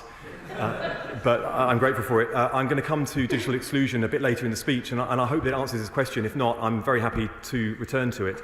And on the issue of cybersecurity, I'll be returning to as well. But I do hope the honourable gentleman from Cheltenham does learn his parliamentary sign and code as quickly as possible. I think that would be a good start to a secure and safe parliamentary career. Because I do realise that every one of these login details is easy to forget. Engaging with the state has become a bureaucratic burden on working people, a burden that they can scarcely afford. Unbelievably, UK adults spend 3 billion hours each year dealing with government-related admin. I'll give way in just 1 second. For the average citizen, that is 1.5 working weeks every single year. It's less time to spend with their kids when they get home after a long day's work, less time to get outside or see the friends to stay healthy and be happy. Put simply, it is less time to do the things that they like and be with the people that they love. I give way to the honourable lady. I'm very grateful to my right honourable friend, and can I just commend him on his excellent speech that he's making from the first time from the dispatch box, and the very moving way that he said it, and my condolences about his mum as well. My right honourable friend will be aware that during the pandemic, the inequity was exposed around the use of oximeters, the little gadgets that they use to look at the oxygen in your blood, and the racial bias that was exposed during that. And the evidence review that was commissioned by the former Health Secretary revealed that this is quite widespread. It also revealed that algorithms used in artificial intelligence, for example in social security, also have the potential of an inequity as well. How will we ensure that all the benefits that right honourable friend is correctly saying that there are, how will we make sure that there is also the protection around equity?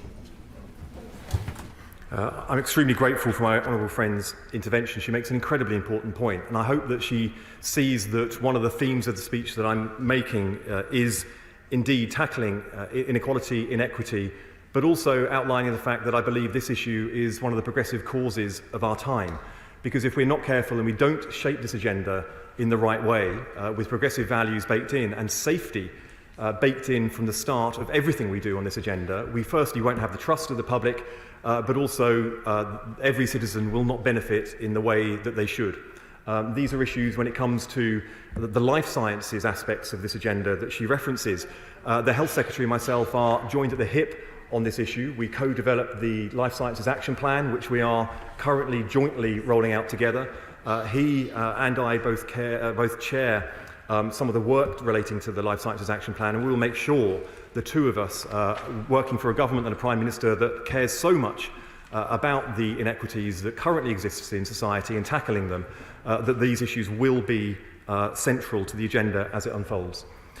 Every day, people in Britain are confronted with a glaring technology gap between the private sector and public services, a gap that has become just impossible to ignore, between the personalised and paper shuffling, the efficient and the inconvenient, the time-saving and the time-wasting.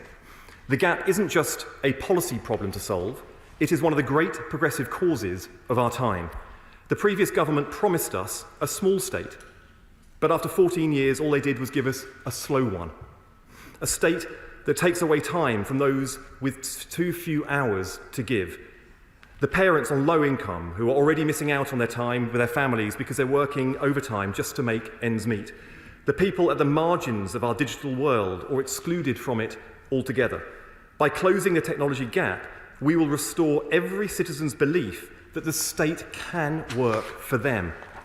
When the previous government set up DCIT, they recognised the transformative power of technology. They were right to do so. But if we want to lay the foundations for a decade of national renewal, then we must be much bolder. We need to rewire Whitehall, because technology is much more than just another sector to support or a strategic advantage to secure. It is the foundation for every one of our national missions. From kickstarting economic growth and making Britain a clean energy superpower, to breaking down barriers to opportunity and building an NHS that is fit for the future. Our task, then, is fundamentally different. And our approach must be too. That is why we have made DCIT the digital centre for government. By bringing together digital data and technology experts from across government under one roof, my department will drive forward the transformation of the state. That transformation won't just save people time, it will save taxpayers money too. This government is under no illusions about the scale of the challenge that we face. I would happily give way. Could you just explain what that means in reality then for the Cabinet Office and the role that DCIT now has in terms of who has the organisation and control over what goes on in Whitehall and his department? Yeah, I'm very grateful for the question. The delivery functions of digital transformation have moved from the Cabinet Office and other departments into DCIT. Governance of such services remains shared between us, including a powerful role for the Treasury oversight as well. We want to harness the best of government, and we must do so by working together collaboratively. That is the missions-led approach that the Prime Minister has championed, and that is a belief I have absolutely baked through DCIT and the way that we work. I recognise that the challenges that we are seeking to solve with the powerful digital centre of government can only work if we work and provide a resource that other governments aspire to draw down on and work collaboratively too. That is the target we've set ourselves and we're setting about trying to achieve. But as I said, the government is under no illusions about the scale of the challenge that we face. We promised to mend Britain's broken public services. Now we must do so with the worst set of economic circumstances since the Second World War. With taxes at a 70-year high and £22 billion black hole in public finances, we cannot afford to duck the difficult decisions. The solution is not unchecked spending. It is long-term, sustainable economic growth delivered in strategic partnership with business. Would my right honourable friend give way? Of course I'll give way. I thank my right honourable friend for giving way in the excellent speech he is making. And women businesses could add £200 billion to the economy if they were invested in at the same rate as men in business. The female founders community is in uproar since it was announced that Innovate UK was only going to award half of the 75k grants in its Women in Innovation Fund, even though almost 1,500 women applied for it. Innovate UK has since reversed that decision, but would the Secretary of State meet with the community to understand their experiences, find out what went wrong, and ensure that Innovate UK better supports the government's growth mission by better supporting female founders? I'm extremely grateful for that intervention by my honourable friend. She makes an incredibly important point. Firstly, on the broad themes of underrepresented communities in the tech sector. This is multifaceted. This is not just about some people are being excluded from the products that are emerging from the tech sector. It's also about access to the great jobs that are being created in the tech sector itself. It is clear that there is regional imbalance in this, there is socioeconomic imbalance in this, and there are other equality issues as well.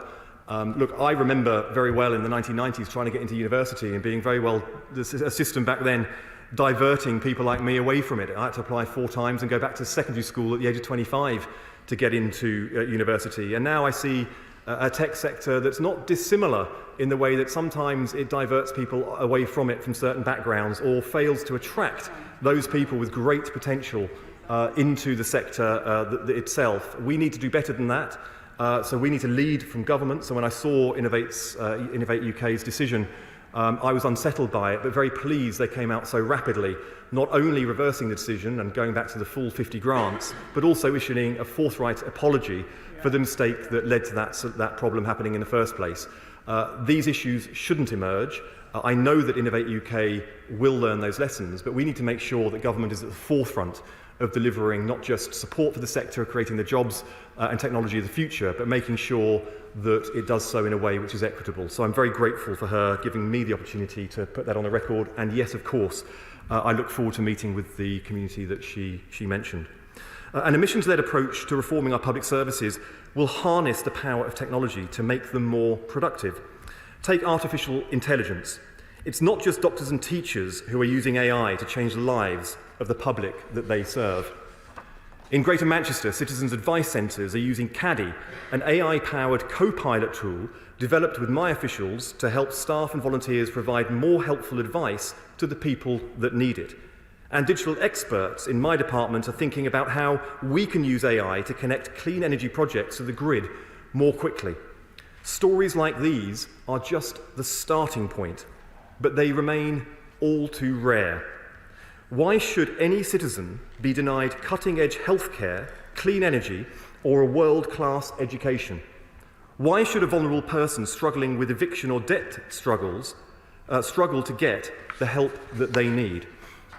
Adopting AI across health, education, and policing could boost the productivity by almost £20 billion a year, £24 billion a year. If we fail to do so, the benefits of AI could become the preserve of the privileged few. The urgency of our task demands decisive action, because people shouldn't have to wait for better public services. They rightly expect that we will fix the public finances fast. That is why we will publish the AI Action Plan led by Matt Clifford. The Action Plan will work out how we can make the very best use of AI to grow the economy and deliver the government's national missions. Then we will set up the AI Opportunities Unit to help make the Action Plan's recommendations a reality. My department will transform public services for the people who use them by working with departments across Whitehall to pioneer safe, new and innovative applications for AI. Every one of those applications will depend on two things: digital infrastructure and data. These will be the driving force behind Britain's digital transformation, behind better hospitals and schools, behind safer streets, behind transport that works for working people. It'd be a pleasure to give way to the honourable gentleman. The Secretary of State to his position. And what he's talking about, transforming public sector, I think, across the House, I think we can all get on board with. I just wonder if in any of the negotiations, pay negotiations, either